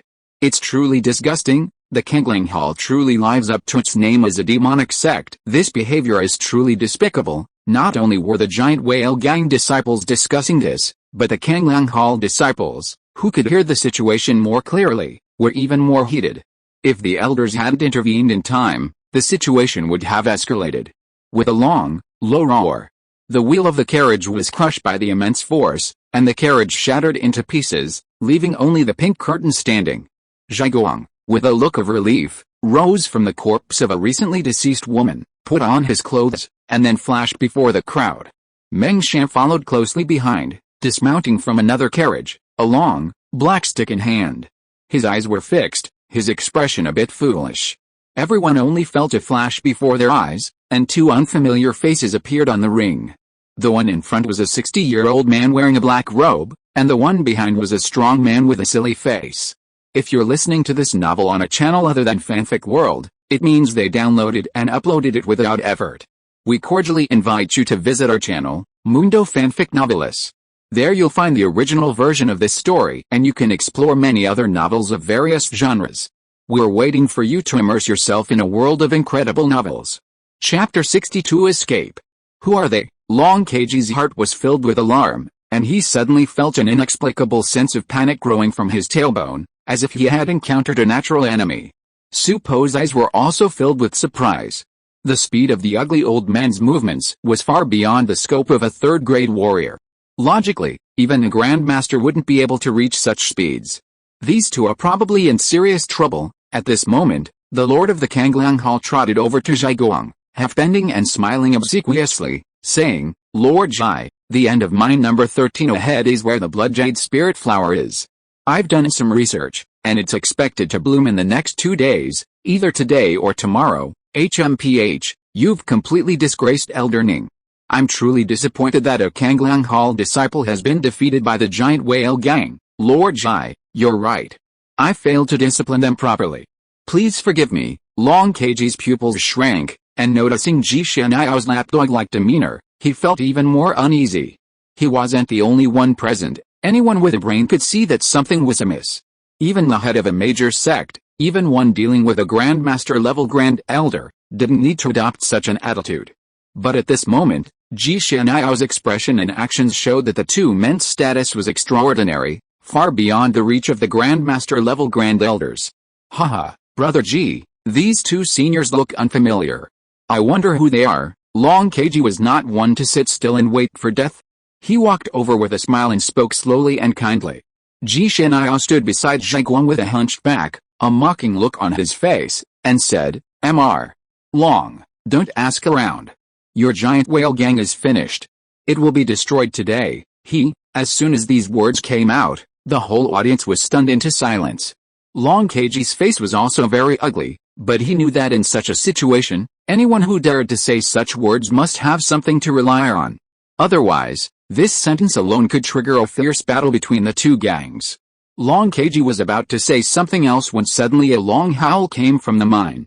Ha! Who dares to brag in front of me about destroying my giant whale gang? That's sheer chuckle. Long Xiansheng burst out of the mine, his figure like willow catkins in midair, his movements graceful and elegant.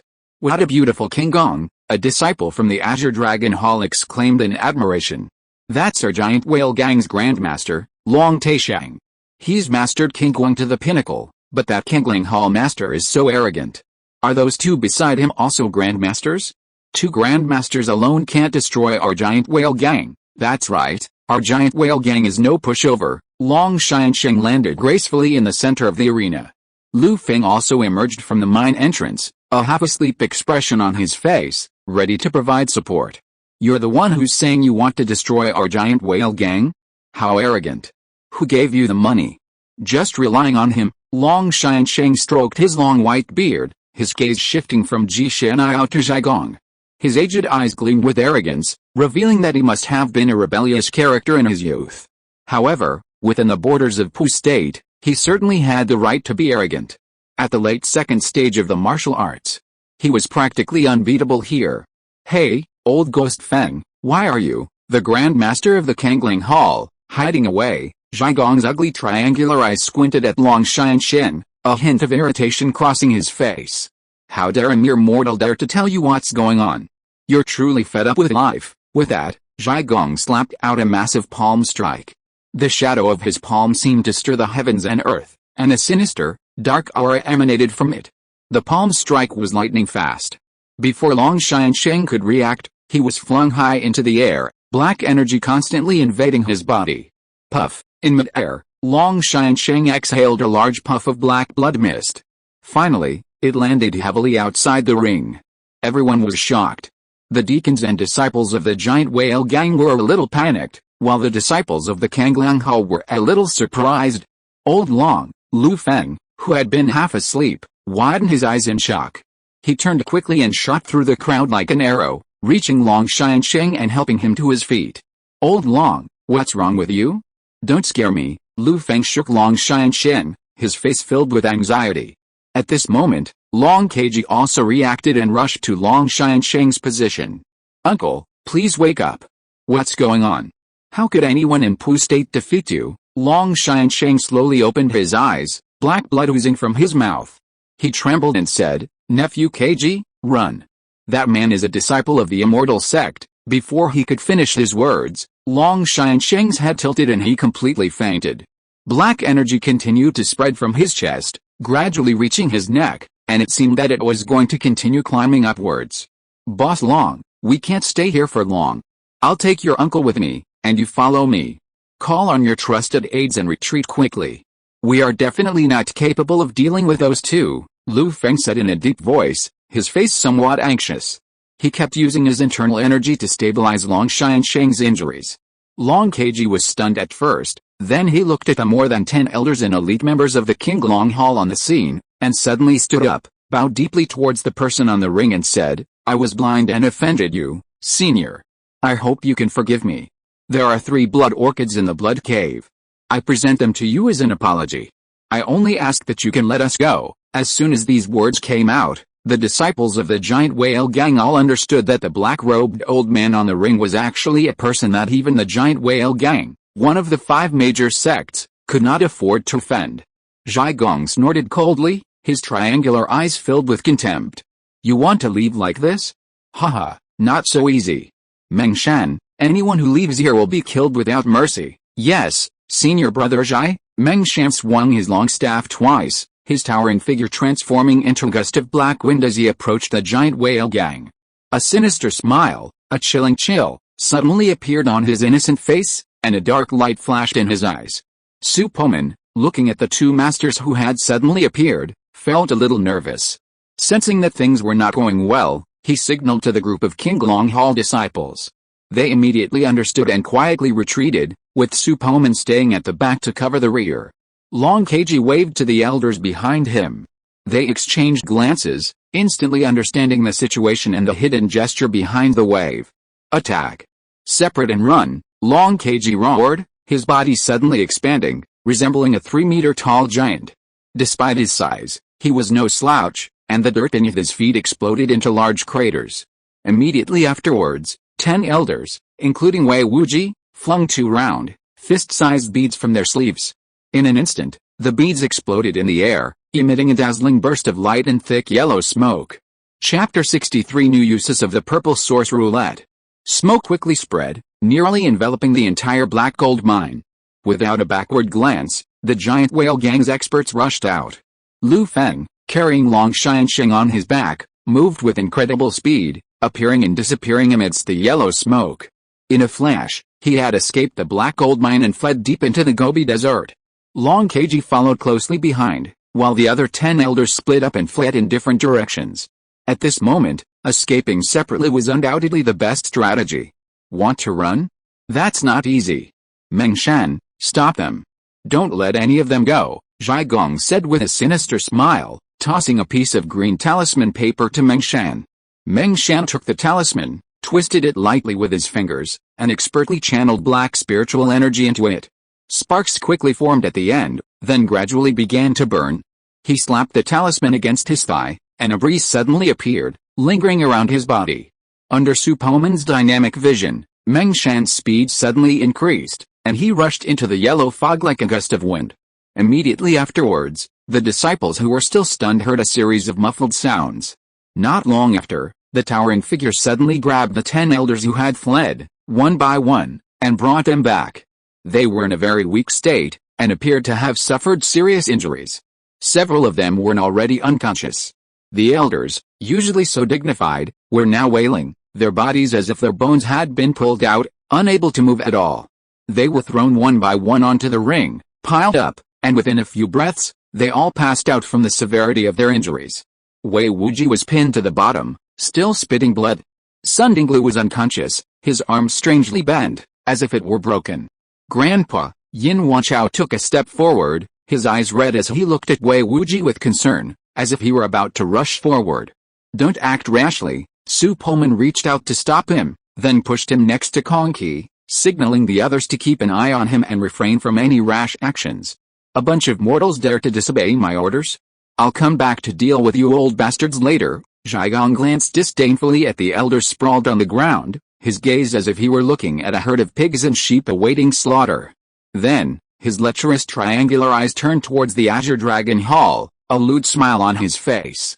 Haha, I didn't expect the giant whale gang to have such a beautiful woman, and a 5th-rank martial artist.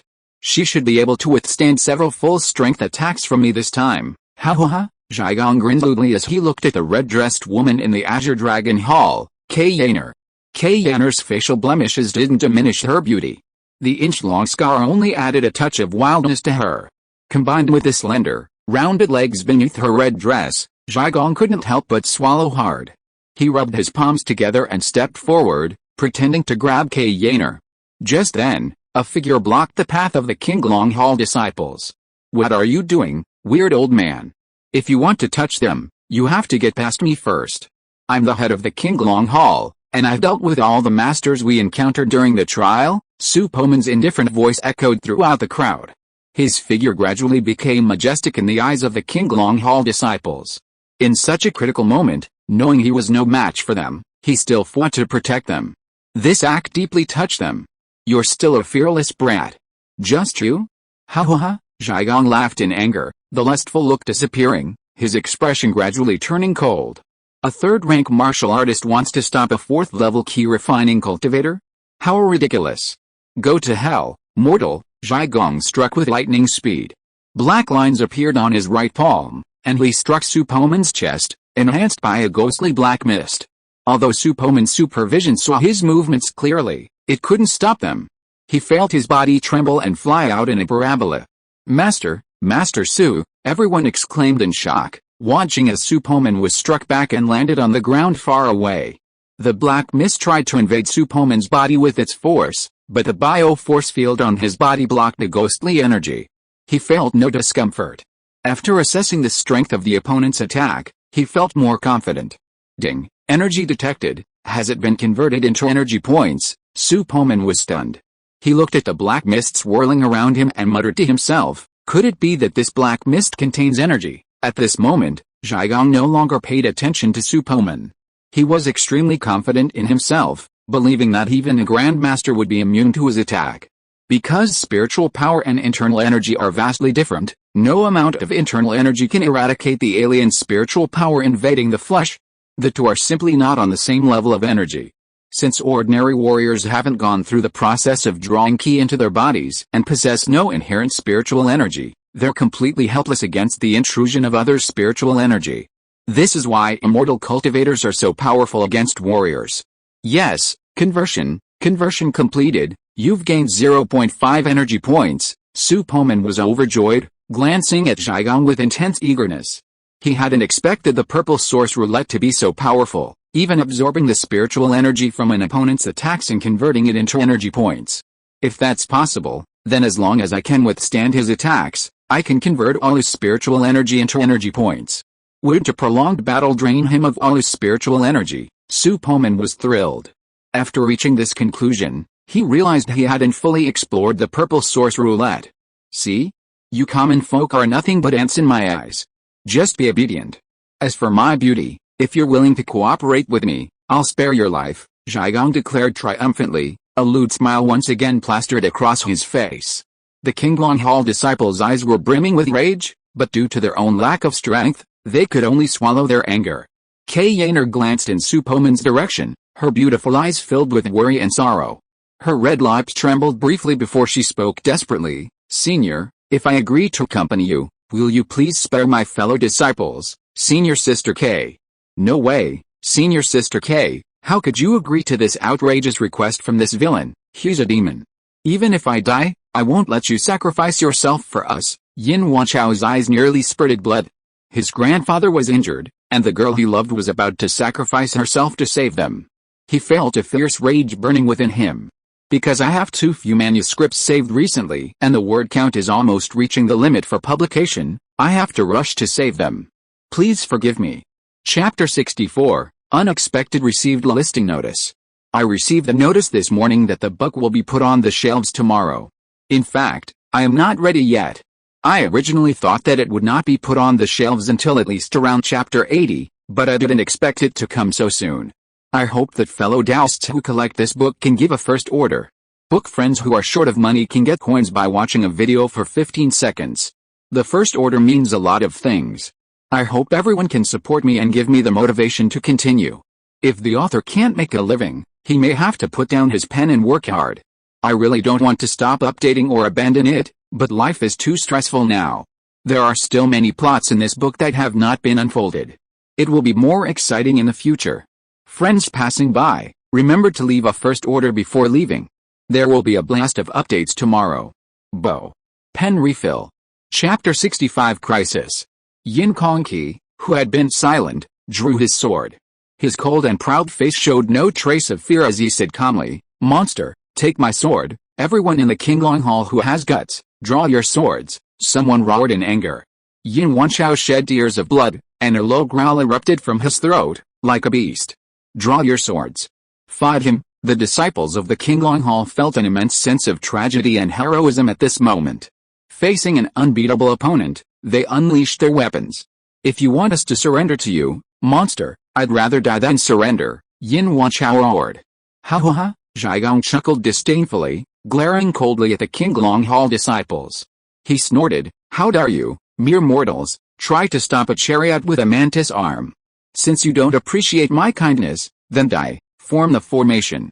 Senior Sister K, return quickly. The King Longhall disciples rapidly shifted positions, forming a formation similar to a military formation. Their internal energy connected, ultimately pouring into Kong Qi at the center. K Yaner, watching the fellow disciples fighting to the death, burst into tears. She drew the long whip from her waist and joined the formation. "Ho ha ho ha, you're worthy of being a King Longhall disciple. You're courageous and brave. I admit you're all good, you're not trash," a loud laugh echoed from afar. Zhaigong was startled, then turned to see Su Poman, unleashing a strange form of movement, striking through the air with incredible speed. The King Longhall disciples' faces lit up with surprise. "It's the Hall Master. Hall Master Su isn't dead, he's back." A sudden surge of hope filled everyone's hearts. Su Poman became their sole support. "He's not dead, and his spiritual power has been expelled." "That's a bit strange," a hint of doubt flickered in Zhaigong's cold, triangular eyes. He slapped a cloth bag at his waist and pulled out a red talisman. By the time Su Poman reached him, he had already activated the talisman. The talisman in his hand crumbled to ash, and a fireball the size of a human head appeared in the air, radiating a terrifying heat that even the air itself twisted and distorted. "Fireball, quick!" Zhaigong made a hand gesture, directing the fireball with his spiritual sense to hurtle towards Su Poman. Su Poman froze. Feeling the terrifying heat emanating from the fireball, he lost confidence in his defenses and retreated. But how could a mere warrior dodge the methods of an immortal cultivator? The fireball streaked through the air, humming and radiating waves of heat, giving everyone present a vivid sense of what it meant to melt gold and transform iron.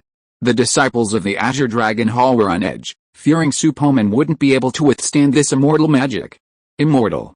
That's immortal magic. I never thought our Kangling Hall actually harbored two supreme immortals. The giant whale gang is finished. How can a mere mortal resist immortal magic? The Kangling Hall disciples watched with excitement as Zhaigong displayed his divine prowess, their emotions surging. This was the closest they had ever come to the Immortal Gate. In Pooh State, the Immortal Gate existed only in legends. Witnessing its magic, these Kangling Hall disciples felt a sense of wonder, and they fantasized about whether the two supreme immortals would take notice and bring them into the sect. Su Poman pushed his inch cloud step to its limits, dodging and dodging. But the fireball seemed to have locked onto him, pursuing him with lightning speed. He swung his sword repeatedly, attempting to split the fireball, but the moment it made contact with the edge, it disintegrated into molten iron with a crackling sound, scattering to the ground. This was a sword forged hundreds of times, yet it was so easily incinerated. Such power reinforced his conviction that his own defenses would not be able to withstand such an attack, forcing him to rapidly change direction, attempting to shake off the fireball. His exceptionally strong physique, combined with the energy-draining light skill of the inch cloud step, naturally complemented his attack. His current speed was significantly faster than that of an average grandmaster. Zhaigong was using his spiritual consciousness to control the fireball in pursuit. At the fourth level of key refining, such delicate manipulation was still a challenge for him. After just a dozen breaths, his face had turned pale, a sign of overexertion. The spiritual consciousness of those in the key refining stage is weak, and without specialized training techniques, prolonged manipulation of magic is extremely draining. "Meng Shan," Zhaigong exclaimed softly. Meng Shan immediately understood, his body radiating black lines as he charged forward, staff in hand. Facing a double attack, Su Poman faced a more difficult situation. While his supervision could keep up with his speed, his physical body was unable to react in time.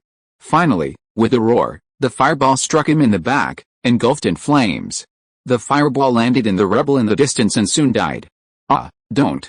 Hall Master Su, the Kangling Hall disciples closed their eyes in despair, unable to bear to watch. Being struck by a fireball powerful enough to melt gold and iron was bound to end in death. Even a grandmaster would face certain death. HMPH, Zhaigong snorted coldly, ceased his hand gestures, and withdrew his spiritual consciousness into the Nuan Palace to nourish it. For a low-level cultivator like him, at the fourth level of key refining, Using spiritual awareness in combat was still too much of a stretch. Normal combat was similar to that of a warrior, attaching spiritual energy to attacks to inflict damage. Only at the higher levels of cultivation did they prioritize spiritual awareness and control of objects to combat other cultivators. In the world of cultivation, martial arts are the foundation of the heavenly realm. At the first level, all meridians in the body are connected, and after opening the internal bridge between heaven and earth, one can experience the connection between heaven and man. This emphasizes merging the body and mind with nature, sensing the invisible and intangible spiritual energy of heaven and earth. Once one reaches a state of unity between heaven and man, one can draw ki into the body, where the two energies converge to give rise to spiritual power. These two energies refer to internal ki and the spiritual energy of heaven and earth. Internal ki is one's own ki, while spiritual energy is the energy of heaven and earth. When these two combine, the seeds of spiritual power are born in the danshan, transforming the warrior into a cultivator. Immortal cultivators refine the spiritual energy of heaven and earth for their own benefit, emphasizing the principle of the myriad spiritual energies return to one's own being. The laws flow naturally, and immortality is naturally achieved. A single heart of the Tao returns to its source, and when the great Dao is achieved, immortality is achieved. While all cultivators cultivate various spells and accumulate spiritual energy, they also develop distinct training paths. The main schools include magic cultivation, body cultivation, sword cultivation, talisman cultivation, and formation cultivation, among others. Within these, numerous sub-branches emerge. For example, magic cultivation is divided into art cultivation and instrument cultivation. Art cultivation focuses on techniques such as palm thunder, fireball magic, thunder magic, and wind curses, while instrument cultivation focuses on the refining and engraving of magical instruments and treasures, emphasizing divine control of these treasures. The cultivation of these techniques also primarily helps to enhance spiritual awareness. There is some overlap between these branches. After all, the great Dao is achieved through different paths. For example, sword cultivation begins by cultivating sword control, which is very similar to instrument cultivation. Its main feature is that spiritual energy is transformed into sword energy, enhancing its power and offensive power. However, in later stages, they will study formations, using sword formations to defend against enemies. Examples include the three-talent sword formation, the four-symbol sword formation, the myriad swords returning to the origin sword formation, and the green lotus demon-slaying sword formation. Sword cultivators can also inscribe runes onto their swords, which in turn involves a portion of the talisman cultivator's creation techniques. Magic cultivation begins with talisman crafting. Low-level magic cultivators, lacking spiritual energy, rely on spells stored on talisman paper to defeat enemies. For example, Zhaigong of the Ghost Spirit sect is a magic cultivator, but initially relied primarily on talisman paper as his means of attack. Only in the later stages, with abundant spiritual energy, can they construct spell seeds within their bodies, allowing them to quickly unleash a variety of powerful spells. In the later stages, talisman cultivators become similar to instrument cultivators, refining a variety of powerful talismans to combat enemies. Body cultivators, a unique breed among immortal cultivators, primarily cultivate the art of physical defense, akin to an extension of martial arts. Similar to sword cultivators, the spiritual power of body cultivators can mutate due to special reasons. Body cultivators possess not only the spiritual power formed by the fusion of internal ki and spiritual energy, but also the fusion of ki and blood with spiritual energy to form the primordial ki. This primordial ki nourishes the body, allowing it to subdue demons and monsters with a single blow. Meng Shan of the Ghost Spirit sect exemplifies this type of cultivator, whose cultivation is almost entirely focused on the physical body. In the later stages of body cultivation, the body can receive magical instruments, and the primordial ki can ward off spells, giving rise to supernatural powers and an extremely tenacious vitality. In the early stages of body cultivation, because their cultivation is too shallow to allow their physical bodies to reach a higher level, they often rely on magical instruments and weapons for combat. Only as their cultivation deepens do they gradually abandon external objects and focus solely on the physical body. When physical cultivation reaches a certain level, they can even refine natural treasures into their bodies, treating their flesh as a magical weapon, emphasizing the principle of using the heavens and the earth as a furnace, and the body as a divine weapon. Instrument cultivation intersects with talisman cultivation and formation cultivation. Refining magical weapons inevitably requires engraving runes on the artifacts, or imprinting formations on larger artifacts. The development of these three disciplines is mutually reinforcing. Formation cultivation also requires the instrument cultivation techniques of instrument cultivation to refine instruments such as formation plates and flags, and also requires specific runes to activate formations. Generally speaking, low-level immortal cultivators, due to limited energy and lifespan, choose to focus on a particular area. If they can develop one area to perfection, they can become great cultivators who roam the world. Even achieving immortality through transcending tribulations is possible. Pugo, considered a barren land in the world of immortal cultivation, lacks spiritual veins, making it a rare destination for immortal cultivators. Zhaigong and Mengshan, both unrivaled within this mortal realm, are unrivaled. However, Su Poman was clearly an outlier. Though his martial arts cultivation was only at the 3rd level, he possessed a physique comparable to that of a physical cultivator. Just as everyone thought Su Poman was dead, and even some King Longhall disciples began to groan, a soft groan suddenly emanated from the spot where the fireball had landed. Then, a charred figure emerged from the area. He slowly brushed off the dirty ash, frowning, and muttering something incessantly. "This fireball is so hot. It's burned all my clothes." Su Poman felt a sense of relief. Just as the fireball broke through his biofield and was about to engulf him, he heard the most beautiful ding sound he had ever heard. Without a second thought, he immediately converted the spiritual energy contained in the fireball into 2 energy points. Without the spiritual energy's support, the fireball was at best a mere ordinary fire, and therefore could not harm Su Poman. However, because the biofield hadn't had time to recover, his clothes suffered, many parts of them being burned to ash. "Hallmaster Su is actually fine, you idiot. How dare you say that? Do you still want anything to happen to Hallmaster Su?" No, I just think it's incredible. It's truly a miracle. A fireball of that temperature would melt even 100 forged steel armor instantly. Wow, great. Hallmaster Su is alive.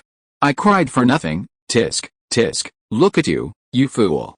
I knew Hallmaster Su wouldn't die. HMPH, I wonder who was secretly wiping away tears just now. The disciples of the Azure Dragon Hall rejoiced, their eyes fixed on the charred figure, most of them unable to suppress a smile.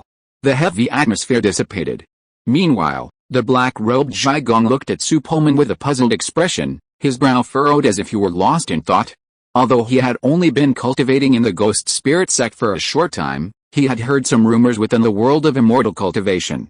Judging from Su Poman's current appearance, he looked like an ordinary person possessing a rare treasure. Before he could make a move, Mengshan, standing beside him, seemed to have come to his senses even earlier. The naive look on his face completely vanished, and his eyes were filled with surging greed. Rare treasure.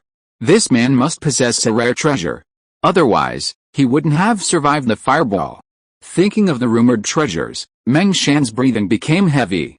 He swept his long staff, bringing a tremendous wind pressure to bear on Su Poman. "This guy, he's quite quick." Zhaigong gave Mengshan a deep look, his expression quizzical. He had long suspected that this junior brother might be hiding his abilities, feigning stupidity while actually possessing a shrewd mind. He hadn't expected this man to be so scheming, not only feigning stupidity but also concealing his true abilities. Zhaigong didn't join him in the attack, but quietly observed the unfolding events. If he spotted a rare treasure, he would seize it for himself, then take it with him to other cultivation nations and break away from the ghost spirit sect of Nanayu. Anyone who challenged him would die. Zhaigong slapped his storage bag and, with a look of pain on his face, pulled out a long-necked jade bottle. He poured out a pill from it and held it in his mouth. This pill was used to quickly restore spiritual energy. Since he had decided to seize the treasure, he had to maintain peak performance at all times. Su Poman, now without a weapon, repeatedly dodged the attacking long staff. He could vaguely sense the strangeness emanating from it, so he didn't immediately choose a direct confrontation. "I must learn some close combat techniques. Otherwise, once I lose my weapon, I'll have to rely on my physical speed and strength," Su Poman thought to himself as he dodged. At this moment, he was pushing the inch cloud step to its limit. Even the creator of this light skill probably couldn't have imagined that such a top-grade Zhuan-level light skill could achieve such terrifying speeds. "Brother Zhai, why are you waiting? Even if we have a rare treasure, we have to capture this brat first. Do you still have your light body talisman?" Give me another one. This bread is too slippery, Meng Shan asked anxiously, his eyes filled with greed that betrayed his disguise. The rapid stream of words spilling from Meng Shan's mouth surprised Zhigong even more. His junior brother used to be so taciturn, barely uttering 3 sentences in 2 weeks, yet today he had spoken so much. However, Zhigong pondered for a moment and felt that Meng Shan's words made sense. He patted his storage bag and pulled out another piece of green talisman. With a casual throw, the talisman flew in front of Meng Shan. Meng Shan took it without further ado, activating it with a swift movement and applying it to himself. Damn brat, die, support by ordering first. Chapter 66 Internal Strife. Meng Shan swung his long staff relentlessly, gradually forming a shadowy figure, a thick black aura emanating from it.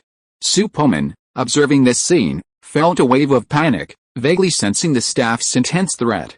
Whether it was intentional or not, Meng Shan controlled the two men's battle formation, gradually inching closer to Zhigong. The next moment, Meng Shan's staff flew out with a whimpering sound, but it didn't strike Su Poman, instead striking Zhigong behind him. My dear senior brother, please die first. Meng Shan turned around, his expression suddenly horrifying. This sudden change in the expression of this seemingly honest man was heart-wrenching. Zhigong had been observing from the sidelines, unprepared for his junior brother's sudden attack.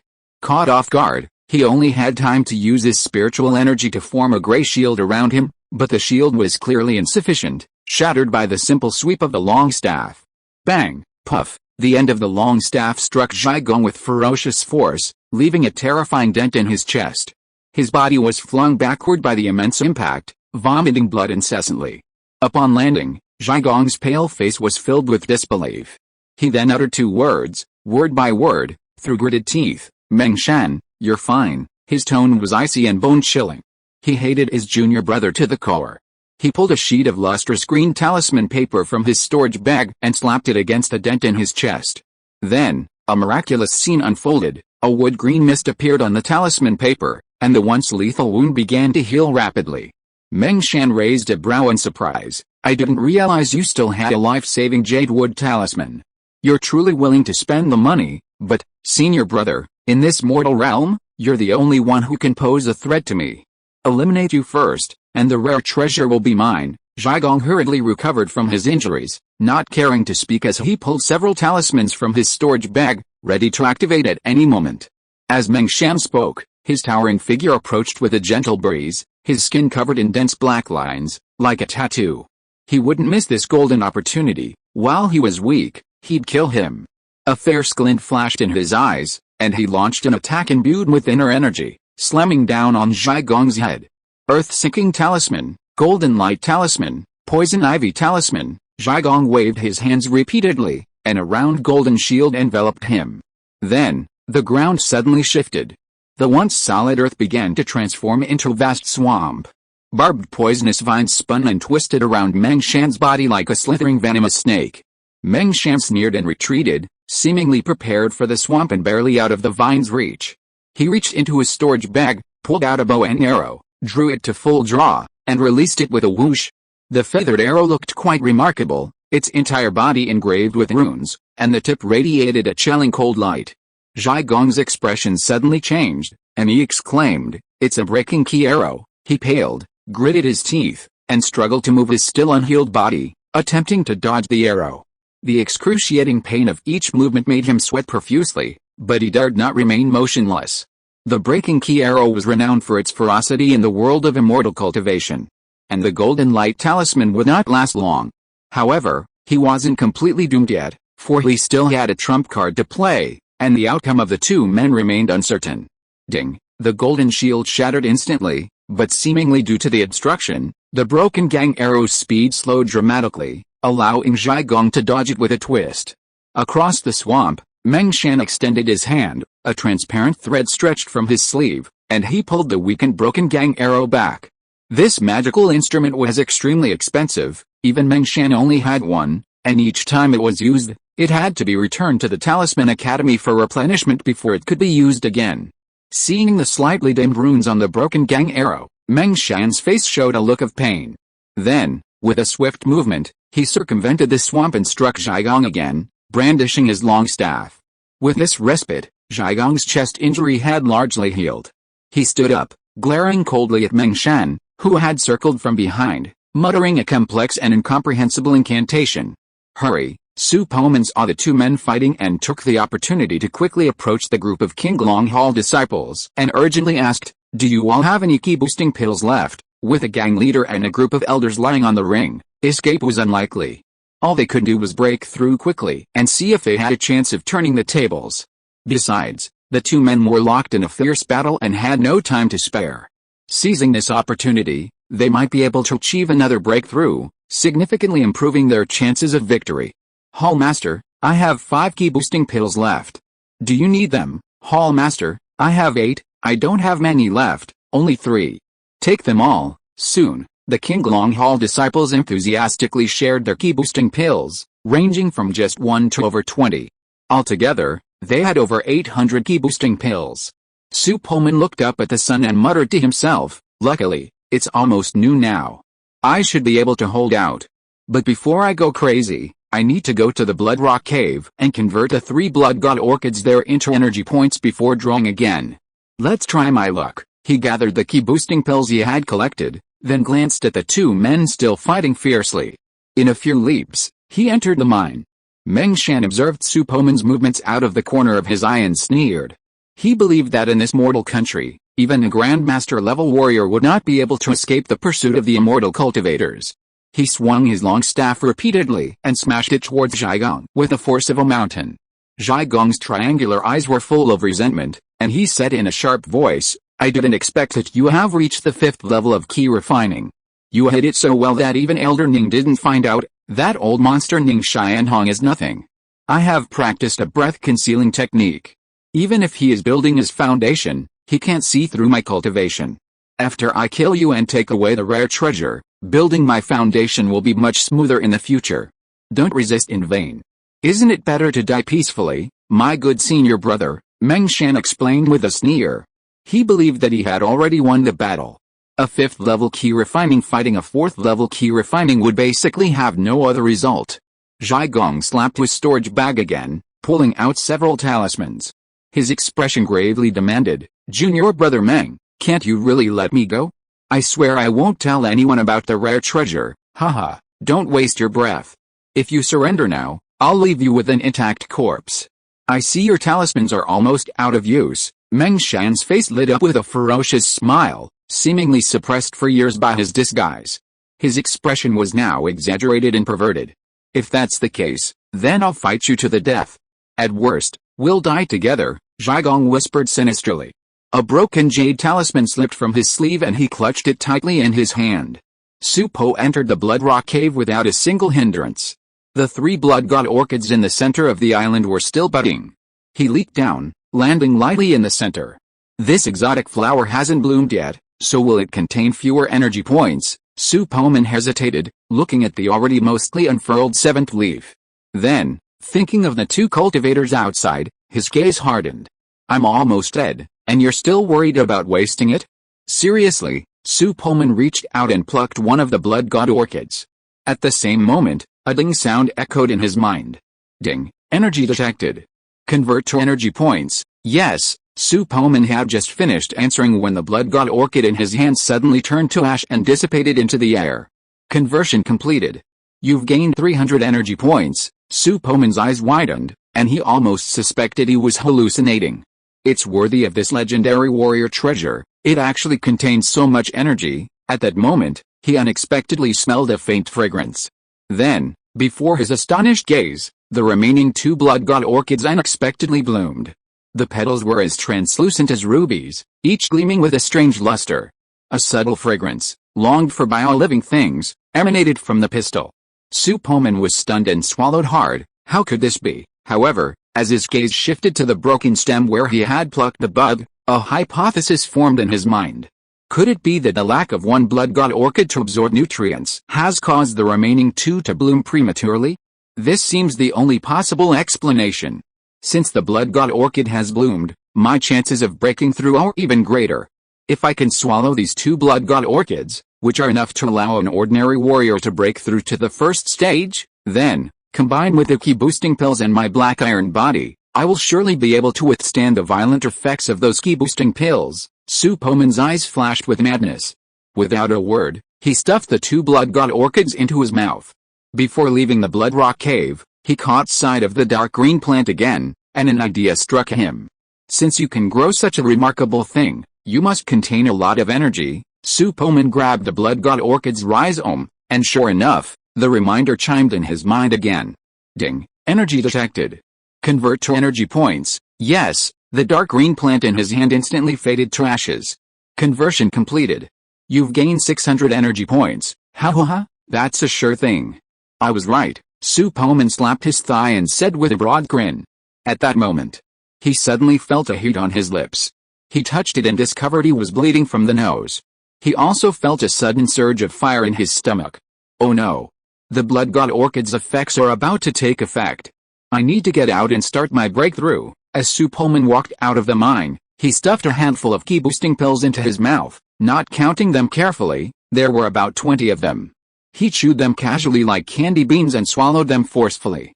After taking the pill, the heat in his body instantly subsided, but as the blood god orchid took effect, this brief repression didn't last long. Su Poman closed his eyes, opened the light curtain of the purple source roulette, and lightly tapped the words click to draw with his mind. Over 900 energy points on the light curtain instantly cleared, then transformed into a faint ray of light and vanished onto the purple source roulette. Click, the ancient and mysterious wheel shifted a notch. Searching for the target, establishing a link, extracting ding, 905.2 energy points spent, extraction successful, obtaining a superhuman physical fragment, achieving a third-order black iron body, 4 times the light energy enhancement rate, and double defense. A warm current emerged from his body, constantly transforming Su Poman's body. This warm current was like the first spring breeze after winter, rushing across every inch of his body, making him extremely comfortable. As he hurried out of the mine, he let out a faint moan from his mouth, his face flushed with shame. Purple source roulette, name, Su Poman, realm, 3rd rank warrior, bloodline, 3rd rank black iron body, abilities, light energy enhancement, 4, supervision, super hearing, energy points, 0, minimum 10 energy points required for a single draw, available number, 0, click to draw, current draw target, bronze Superman 1.89 per mil. The moment Su Poman burst out of the mine, his body completed its transformation, transforming into a 3rd-tier black iron body with an even faster light energy intensification rate. Furthermore, his ki and blood seemed poised to explode. His body expanded like a balloon, blood seeping from all 9 orifices, as if overflowing with ki and blood, unable to be consumed. He didn't dare delay, and sat down near the mine entrance, where the sun could reach him. He pulled out a pile of ki-boosting pills from his pocket and frantically stuffed them into his mouth. The medicinal properties of a single blood god orchid could imbue a warrior with ki and blood comparable to a grandmaster. Su Poman swallowed 2 in a row, and the speed at which ki and blood were generated was such that, were it not for his formidable physique, anyone else would have exploded and perished. As the ki-boosting pills continued to flow into his body, the rage gradually subsided. However, Su Poman felt this wasn't enough, so he devoured the entire bundle in one gulp. The effects of over 800 ki-boosting pills were unprecedented. As his stomach and intestines continuously digested the ki-boosting pills, the ki and blood produced by his body were constantly being depleted by their medicinal properties. Once the ki and blood were depleted, his 3rd-level black iron body activated, absorbing the energy from the sun to replenish it. Simultaneously, the medicinal properties of the blood god orchid continuously replenished his ki and blood. With this 3-pronged approach, Su Poman sat cross-legged on the ground. Each time he circulated his ki and blood, the internal ki he generated was no longer a wisp, but a huge stream, stretching his body into ridges and ridges, as if eels were crawling through his muscles. The immense amount of internal ki struggled to complete a full cycle, then rushed to his danchin like a river flowing backwards. Boom!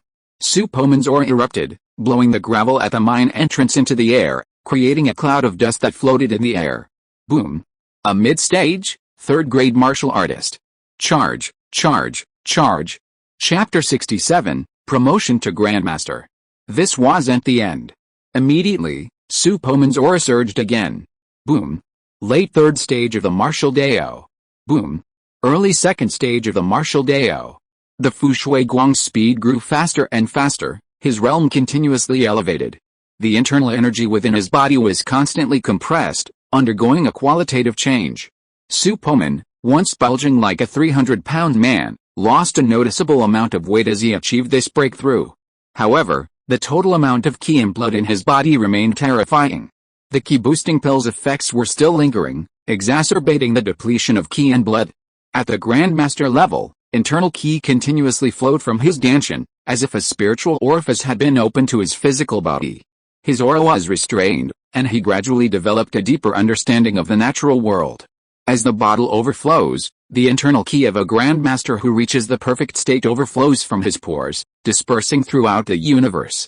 Some exceptional individuals achieve the key to the unity of heaven and man, guiding ki into their bodies and truly becoming immortal cultivators. After several roars, Su Poman slowly rose to his feet in the mine. It was as if a singular point of emptiness had ruptured within his danshan, and a steady stream of internal energy emanated from it. With each breath, the energy flowed with him, and his once dirty clothes seemed to be swept away by the breeze, the dust vanishing. With his ki and ki united, his internal energy flowed endlessly. Su Poman's martial arts realm had now reached the late Grandmaster stage, and his previously mastered skills could unleash even greater power. However, his martial arts skills alone were no match for the two immortal cultivators. Su Poman's real trump card was his newly upgraded black iron body, which had doubled its defenses, and his bio-force field had expanded from 1 inch to 2 inches. Su Poman felt that with the strength of this 2-inch bio-force field, he should be able to withstand the fireball spell that had previously thwarted him. Just as he was feeling elated, he suddenly heard a series of deafening explosions from the distant swamp. Su Poman looked far ahead and saw that the clouds had been blown away by the terrifying shockwave from the explosion, creating a mushroom cloud several feet high. Oh my god, is this a nuclear explosion? Should we run? This is too fucking scary, Su Poman muttered to himself, his eyes twitching. The black-scaled horses were frightened and neighed continuously, and no matter how the Kangling Palace's men tried to calm them, it was useless. Many people stared blankly at the sky, shocked by the terrifying devastation unleashed by the immortal sect Zhigong. You lunatic. You actually used the flame explosion talisman as a self-destructive method. Meng Shan, clutching a half-broken long staff, fled in disgrace from the center of the explosion. He stared at the deep pit with lingering fear, blood pouring from his mouth and nose. He had thought victory was certain, but he had never imagined that Zhigong had somehow scavenged a damaged flame explosion J talisman with the power of a Foundation Establishment cultivator's full-strength attack. This J talisman was already shattered. Once activated, it would injure itself before harming anyone else, a tactic that would destroy both sides. Had Meng Shan not suddenly panicked and taken a few steps back, he might have been dragged down by Zhigong as a scapegoat. You possess such a valuable treasure, yet you willingly serve Ning Xianhong like a dog? You deserve to die in this barren mortal realm? Meng Shan spat blood-stained saliva, then patted his storage bag, pulled out a pill, and swallowed it. Although he had avoided the center of the explosion, the aftermath, comparable to that of a Foundation Establishment cultivator, still left him severely wounded. A deep gash opened in his back, revealing the bone. A tangled web of spiritual energy coursed through his flesh, making it extremely difficult to dispel. While the injury was severe, as a physical cultivator, he could withstand it. The healing power of his cultivation, combined with the healing pills, would allow the wound to scab over in 3 or 4 days at most. A good death. Meng Shan turned his head and looked towards the Kangling Hall, thinking to himself, since a rare treasure has appeared here, I must silence them. Otherwise, if another cultivator comes here and asks for clues, I'll become the target of everyone in the world who wants to kill and seize the treasure. Ji Xian'ao, come here, Meng Shan shouted. Upon hearing this, Ji Xian'ao immediately trotted over and asked with some fear, Sir, what are your orders? Have your disciples and elders cordon off this area. Don't let anyone escape. Do you understand? Meng Shan pointed to the area surrounding the black gold mine and spoke slowly. Ji Xian'ao repeatedly said, Sir Meng, I will not let anyone escape. Yes, you can go. Yes, sir. Just call me anytime if you have any instructions. The Kanglang Hall disciples quickly surrounded the black gold mine. The group of giant whale gang leaders on the arena were also supervised by special warriors. Meanwhile, the Azure Dragon Hall was under the watchful eye of 2 vice palace masters from the Kangling Hall, who prohibited any rash action. Meng Shan, carrying a half-broken staff, approached the mine entrance, his eyes filled with greed. He stared directly at Su Poman and said, "Boy, hand over your rare treasures. If I make a move, you won't be able to escape with your entire body." "Rare treasures? What are rare treasures?" Su Poman asked, somewhat puzzled. Rare treasures are what you use to resist the fireball spell. Ordinary warriors simply cannot resist the erosion of spiritual energy, nor can they survive the fireball spell. Only rare treasures possess such miraculous abilities. Su Poman suddenly realized that these two fools had mistaken the power of his purple source roulette for a treasure from this world. "That's hilarious. To be honest, I don't really have any rare treasures," Su Poman said with a smile, spreading his hands. He glanced with pity at the swampland that had been blown into a deep pit. "Boy, since you won't accept my toast, don't blame me for being rude." Meng Shan completely disbelieved Su Poman's words, glaring at him with wide eyes. Su Poman clenched his teeth and suddenly asked, "You're injured, how can you still be so arrogant?" "Injured? Ha ha ha. Even if I'm injured, you mortals can't defeat me. You think too highly of yourself. I guess I have to teach you the meaning of the difference between immortals and mortals." Meng Shan grinned wildly. Black lines spread across his sturdy arms, and a faint black aura emanated from his body. He was extremely fast, several times faster than a Grandmaster-level warrior. Ordinary people couldn't even see his shadow. However, Su Poman saw it clearly. With his dynamic vision, he could see the half-broken staff, emitting a strange force, crashing towards his head. The power was mixed with spiritual power and another strange energy. An ordinary Grandmaster would be powerless to withstand such an attack, as spiritual energy is a higher level of energy, making it insurmountable for mortal warriors. However, Su Poman possessed the purple source wheel. He raised his arm and grasped upward. The immense force shook his body twice, and then a ding sound echoed in his mind. Ding. Energy detected. Conversion to energy points. Su Poman confirmed the conversion with a thought, and the aura that had intimidated him from the long staff instantly vanished.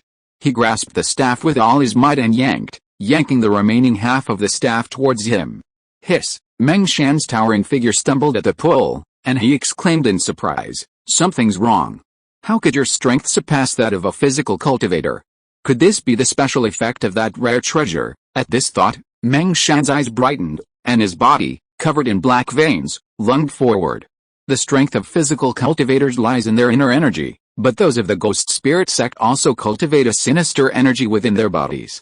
In the later stages of key refining, they even use their bodies as banners to cultivate living souls, using this vicious method to enhance their physical strength.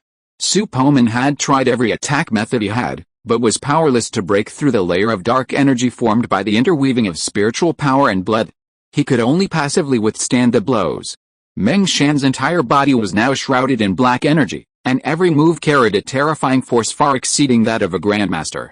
If Su Poman didn't possess a third-level black iron physique, he would probably not be able to withstand the continuous damage. Ding. Energy detected. Convert to energy points. Yes, conversion completed. You have gained 0.8 energy points. Ding. Energy detected. Convert to energy points. Yes, conversion completed.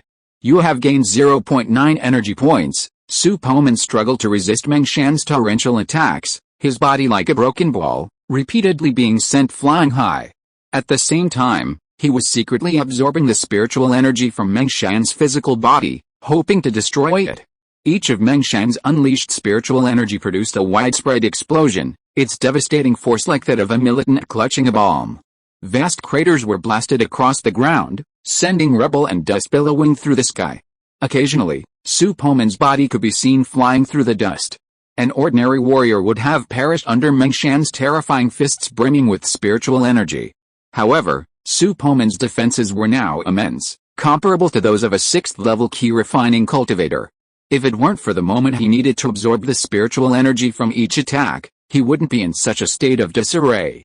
Therefore, he only looked miserable, but in reality, he hadn't suffered a single injury, not even his bio-force field had been broken. However, the disciples of the Azure Dragon Hall were unaware of the true situation. Watching Su Poman's body repeatedly flung and then rising again and again, they were deeply moved. "That's our Hallmaster. He swears to protect our Lord Su even at his death. Hallmaster Su, run quickly.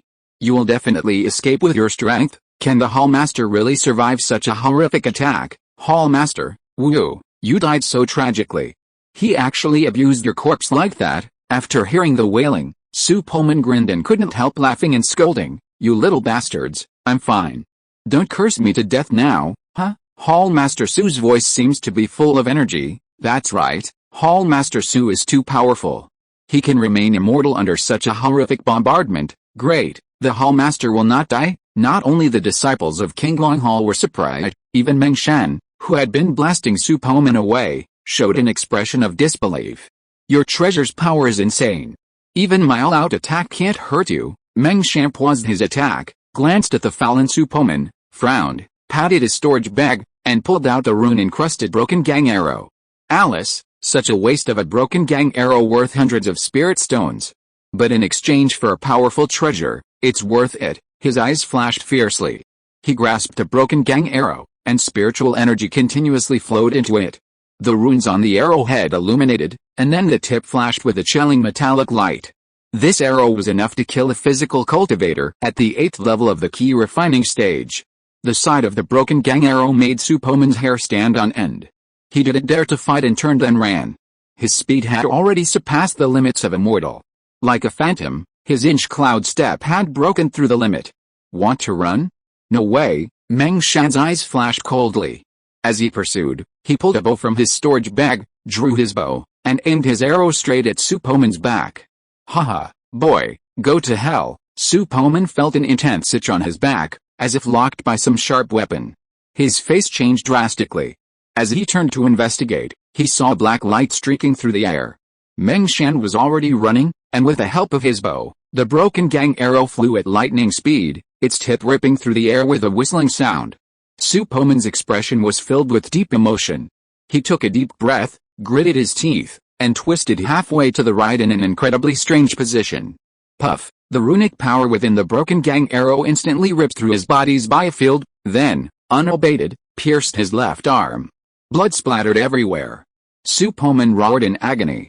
This was his first injury since crossing over, and it was a serious one, a wound that went straight through his arm. Fuck you, F you, I'm 2,000 words omitted here. Su Poman couldn't help but burst out cursing, unleashing every curse word he'd learned on Blue Star. He'd been a keyboard warrior with hundreds of stories of online tantrums, a Zon native who could blast 9 times a second while AF king in a canyon. This time, he took the art of greeting to its extremes. As a Blue Star native who had just finished a college entrance exam and had been in college less than a year before crossing over, he'd never suffered such a painful injury in his entire life. He was truly enraged, staring at Meng Shan with bloodshot eyes, his rage rising rapidly. He was just an ordinary person, even with magical powers, injuries still made him furious. Su Poman had already lost some of his mind. The intense pain and the unmistakable smell of blood unleashed the rage deep within him. The mentality of a truly strong person is formed through constant training and repeated life and death battles. People like Su Poman who have always been smooth sailing have never been able to hone their mentality. After this incident, his weak mentality was completely exposed. For Su Poman, this feeling was like going back to elementary school, when he had his first fight with someone, and that person actually kicked his little dick without any martial ethics. There was endless anger mixed with frustration. The disciples of King Longhall were all stunned. The people of King Longhall were also stunned. The most shocked was Meng Shan, because he had never heard such ugly swear words in his life. Those insulting words made him feel as if he had been hurt by magic. He was stunned, his face was ashen, and there were fluorescent spots in the depths of his tiger eyes. Thank you fellow Daoists who subscribed, the author loves you. Chapter 68 Drawing Thunder. Looking for death, Meng Shan's face was so gloomy it looked as if water might drip from it, his eyes radiating a terrifying murderous intent. Hiss! In the sunlight, Su Poman felt his injuries healing, but the broken gang arrow within his body was hindering the healing process. He sucked hard on his teeth, hissing in pain. This display diminished his once majestic image in the eyes of the King Longhall disciples. In the martial arts world, injuries were commonplace for warriors. Some tough guys wouldn't even utter a word even if a limb was broken. Su Poman's performance was truly eye-opening. After a long hesitation, Su Poman finally made up his mind. With one painful tug, He yanked a broken gang arrow from his left arm, blood gushing out. However, it wasn't long before the power of his third-level black iron body activated, rapidly healing the wound. The energy generated by the sunlight converged on the wound, and an intense tingling sensation spread across his left arm, as if countless ants were crawling over it. Su Poman, clutching the now-defunct broken gang arrow in both hands, slammed it against his knee, snapping the priceless magical weapon in two. He then glared at Meng Shan fiercely and roared, "I'll fight you. I'll kill you." Fueled by a fierce hatred and a thirst for revenge, Su Poman charged recklessly, slamming directly into Meng Shan. Su Poman froze, as if realizing something. He suddenly leaped up and clung to Meng Shan, unable to shake him off. "You bastard, you're calling me so harsh. I'll strangle you." Meng Shan's large hands gripped Su Poman's neck like iron pliers, forcing him to close. But he soon discovered that, despite his best efforts, he couldn't close them completely. It was as if an invisible shield, like a celestial energy, enveloped Su Poman's neck. Recalling Su Poman's performance in the previous battle, he immediately understood that the mortal before him had actually reached the level of a physical cultivator, and even stronger than even a fifth-level key-refining cultivator like himself. Exotic treasure.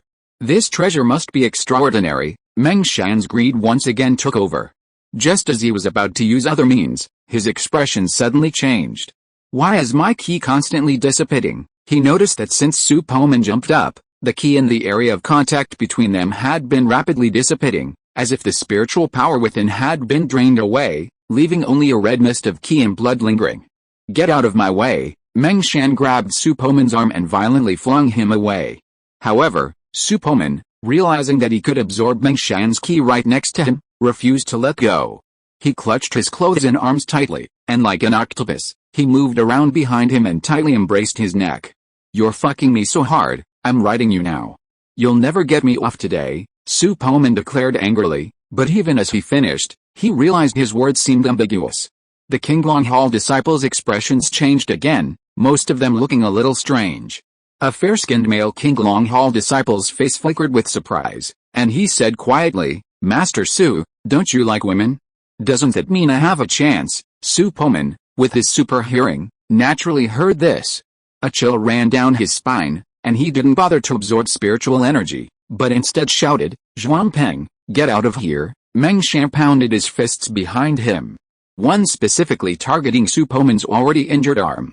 Su Poman, feeling pain in his left arm, quickly released one hand, and the two instantly engaged in a tangle of blows.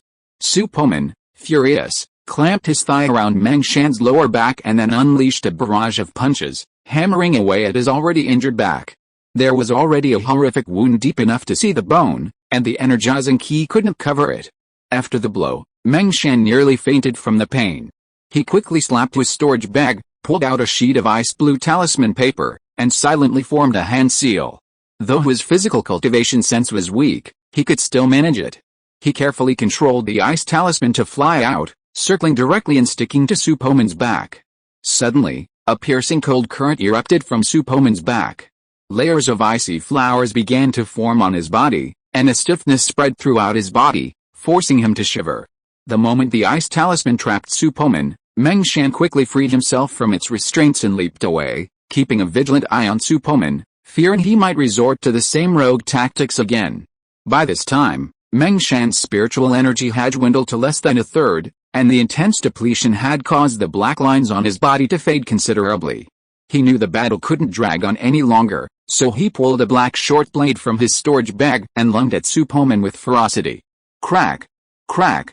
Crack! Su Poman struggled to break the ice covering his body. Having just regained mobility, his movements were still a bit stiff, and a thick layer of ice clung to his joints. Fortunately, the bio-force field had shielded him from the freezing cold, preventing him from suffering frostbite. He noticed Meng Shan's figure, snorted coldly, and jerked his body violently, sending shattered ice cascading to the ground. Then, with a swift movement, he dodged the blade's attack. "HMPH, I've been waiting for you, brat." Instantly, the short blade in Meng Shan's hand grew several feet longer and slashed directly at Su Poman. Buzz! The bio-force field was slashed by the blade, and the subsequent force left a white mark on Su Poman's skin. "How is that possible?" Meng Shan was stunned. While the black sword in his hand wasn't as high grade as the long staff he'd wielded before, it was still a magical weapon, its sharpness unmatched by any mortal warrior. After receiving the blow, Su Poman realized that the defensive strength of his third-level black iron body was more than enough to withstand the immortal cultivator before him. Therefore, he decided not to stall any longer. He leaped forward, ignoring the slashing blade, and threw himself directly at Meng Shan. His fists rained down like a torrential rain, bombarding Meng Shan's wounds relentlessly. Each blow produced a blast of energy and a dazzling array of illusions. Meng Shan roared in pain, his entire being erupting with a sudden burst of energy. A black aura enveloped him, creating a violent explosion. Simultaneously, he pulled a silver talisman from his storage bag. The moment the talisman exploded, a streak of cyan lightning flashed from the sky. Su Poman felt a roar in his ears, and his body was suddenly thrown into the air by the violent explosion. The powerful electric current paralyzed his body instantly, and the huge noise also made him feel dizzy and nauseous. He had to try hard to stay awake. His body twisted in the air, and his feet stepped on the air, as if stepping on a ladder. He landed on the ground not far away in a mess, with green smoke constantly coming out of his body and electric arcs flashing from time to time. If you're listening to this novel on a channel other than Fanfic World, it means they downloaded and uploaded it without effort. We cordially invite you to visit our channel, Mundo Fanfic Novelis. There you'll find the original version of this story, and you can explore many other novels of various genres. We're waiting for you to immerse yourself in a world of incredible novels. Chapter 69 Retreat. Meng Shan's expression of joy was barely etched when he was stunned to see Su Poman slowly rise to his feet. His clothes were tattered. The lightning from the blue thunder talisman still shone through his body, though it didn't seem to have much of an effect on him. How is it possible? Can a rare treasure really be so powerful? A mortal could even withstand the blue thunder talisman. A trace of cold sweat formed on Meng Shan's forehead. The wound on his back was oozing blood. Parts of the flesh had been reduced to pulp, and some tendon fibers had been exposed, creating a startling contrast against the deep white of the bones nearby. My spiritual power is less than 1/5 left, and my injuries are worsening. I can't fight anymore. I must escape first and then return to seek revenge. As for the rare treasure, I'll leave it in the hands of this mortal for now. Meng Shan began to retreat. A cloud of poisonous aura suddenly erupted from his sleeves, obscuring his form, and he fled. Su Poman saw Meng Shan's movements and was about to catch up, but his body swayed and he almost fell to the ground. The loud noise before, due to the amplification effect of super hearing, made Su Poman's mind a mess. Although he gritted his teeth and forced himself to stand up, he still felt a strong sense of dizziness when walking. Don't run, Su Poman staggered over there, but after taking only 2 steps, he fell heavily to the ground. When he stood up again, Meng Shan's figure was nowhere to be seen on the vast Gobi Desert. Fuck. I actually let that guy get away. I'm so angry. Su Poman sat on the ground a little depressed, silently recovering from the discomfort in his head. Hallmaster Su actually won. That demon was actually driven away by Hallmaster Su, too strong. Hallmaster Su is truly formidable. Has he reached the Grandmaster level now? Of course he is. To have fought for so long against someone who easily defeated the Grand Elder, he must be at the first rank, and probably even higher. The Azure Dragon Hall erupted in jubilation, while the Kanglang Hall's expressions were somewhat bewildered. Ji Shenao shouted into the distance, Master Meng, you can't leave. Our Kanglang Hall troops are still here. The wind blew a bundle of dry grass. It tumbled a few times before being blocked by a huge rock. No response came from the vast wilderness. Ji Shenao continued to shout, still unwilling to give up. When he saw that the Lord from the Immortal Sect had truly left, he couldn't help but curse inwardly. Then he gave a look to the Kanglang Hall's deputy hallmaster and elders, then took the lead, using his Kingguang technique, to escape. Where are you going, Palace Master Ji? Su Poman had fully recovered by this point, the dizziness subsiding. Now a first-rank Grandmaster of the martial arts realm, coupled with his formidable physique, he was undoubtedly the strongest in the field. He unleashed the inch cloud step, and in a few leaps and bounds, he returned, clutching Ji Shenyao's collar. With a single palm strike, he shattered his Qi Si and Danshan, crippling his cultivation. He then repeated the same tactic, and in a few more leaps and bounds, he crippled the cultivation of all the Kanglang Hall leaders and disciples present, leaving them before the Kanglang Hall disciples. Kung Qi, I've already crippled these people's cultivation. Keep an eye on them, Su Poman quickly commanded. Kong Qi was now completely overwhelmed with admiration for Su Poman. His icy expression vanished, revealing a faint, ungainly smile. He said earnestly, Master, leave it to me. These people can't get away. Su Poman couldn't help but twitch his lips at the sight of Kong Qi's smile, and added, Kong Qi, you'd better stop smiling. You look ugly when you smile. I was more pleasant to look at when you were cold and icy before. Yes, sir, Kong Qi said, taking a deep breath and resisting the urge to strike. Yaner, Yin Wanchao, you two take people to rescue the elders of my gang. I must catch up with the thief now. Otherwise, if he incites the immortal sect to retaliate, Pu's state will be in great trouble. You will be responsible for handling the aftermath. I believe that after gang leader Long and the others recover, you will all be properly resettled, Su Poman quickly instructed. Yaner nodded heavily, saying seriously, Master, please be careful when you go after them. Leave this to us, Master, the elders' injuries are somewhat strange. I don't think ordinary means can handle them. Yin Wanchao approached, supporting the unconscious Wei Wuji, his expression filled with anxiety. Su Poman took a closer look and immediately noticed a trace of black energy on Wei Wuji's chest, spreading towards his heart meridian. He suddenly realized, so that's what it is. It's okay, leave it to me. He pressed his hand against Wei Wuji's chest. A dinging sound echoed in his mind, and he immediately transformed the spiritual energy contained within inter-energy points. Then, he performed the inch cloud step, his figure moving like a ghost, clearing the black energy from the injured elders one by one. With the exception of Longshan and Shen, whose injuries were too severe to be recovered, the others were stable, and the rest only needed some medicine to heal. Su Poman glanced at the dark line in the distance across the Gobi Desert and noticed Meng Shan's tracks were fading. He felt he couldn't delay any longer, so he returned to his compound, grabbed some clothes, and transformed into a white shadow, plunging deeper into the Gobi Desert. The disciples of the Northwest Branch and the Azure Dragon Hall had experienced much that day. Now that the dust had settled, they had tied up the high-ranking members of the Kanglang Hall who had lost their cultivation, and then, working together, they had subdued the weaker Kanglang disciples. The outcome was sealed. Will Hall Master Su return? One of them suddenly asked, gazing towards the setting sun. Of course he will. Once he captures that man, he'll definitely return to the giant whale gang, another replied.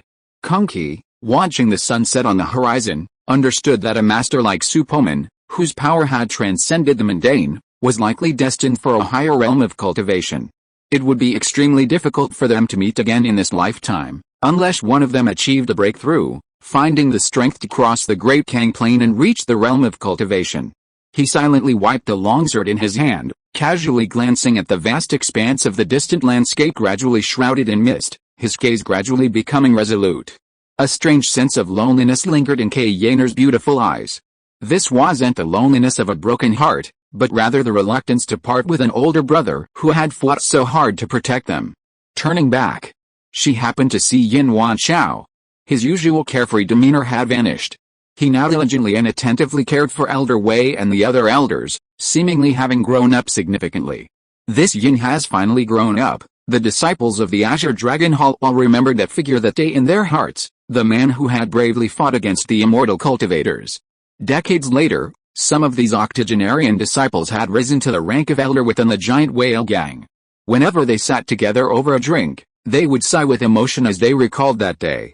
Some people, even just once, can amaze an ordinary person and become a source of eternal conversation. Chapter 70, Chase. After Su Poman activated his supervision, he could clearly see some remaining traces on the ground. The cultivator was moving very quickly, changing direction several times before heading straight in a certain direction. He followed closely, even traveling at night. Although Meng Shan was cautious, whenever he used his inner energy, he would leave a faint black aura on the ground, like a guiding light. The two of them, one in front and one behind, were faster than the black-scaled horses. In just a few days, they had traveled from the northwest Gobi Desert to the border of Pu State. Ahead, dense wormwood grew. It was a plain inhabited by many exotic beasts and a necessary passage to other countries, the Great Kang Plain. Su Poman gently stroked the old, mottled stone tablet. Looking out, he saw that this vast plain was not only covered with weeds taller than a human, but also with towering ancient trees tens of feet tall in some places. Low-level exotic beasts roamed the jungle. With my current strength, crossing this plain shouldn't be difficult. I must snipe and kill that cultivator before he leaves Pooh state. Otherwise, my purple source wheel, suspected of being a rare treasure, might attract the covetousness of even more cultivators, and that would be troublesome. He looked up at the sky and saw that it was almost nightfall. However, he couldn't rest just yet. His attention shifted to the black energy emanating from the ground. With a leap, he dove into the weeds and began to pursue. The bright moonlight in the sky shone brightly on the earth, but the darkness of the trees didn't affect Su Poman's vision at all. Like a patient hunter, he stalked his prey. There were some setbacks along the way, as strange beasts came to harass him. However, the strongest of these beasts were only of the caliber of a second-grade warrior, and Su Poman easily dispatched them all. Judging by the density of the black energy on the ground, he sensed that he was getting closer to Mengshan's location, so he became even more cautious. Ultimately, his current methods of dealing with immortal cultivators were too limited. He could only rely on absorbing their spiritual energy to wear them down. His attacks were unlikely to pose a fatal threat to cultivators protected by the power of inner ki. Only by completely draining their inner ki could he stand a chance of killing them. Therefore, he had to wait for an opportunity, catching them off guard, first delivering a thundering blow, then entangling and grinding them to death. On the third night, Su Poman's supervision penetrated a massive rock and saw from afar Mengshan sitting cross-legged on a protruding rock, breathing in and out continuously, seemingly practicing a technique to heal his injuries. Good opportunity, Su Poman quietly crouched down, stalking through the brush like a cheetah. He subconsciously held his breath, his body gradually blending into the night as he slowly approached Mengshan's back. The closer he got, the more nervous Su Poman grew.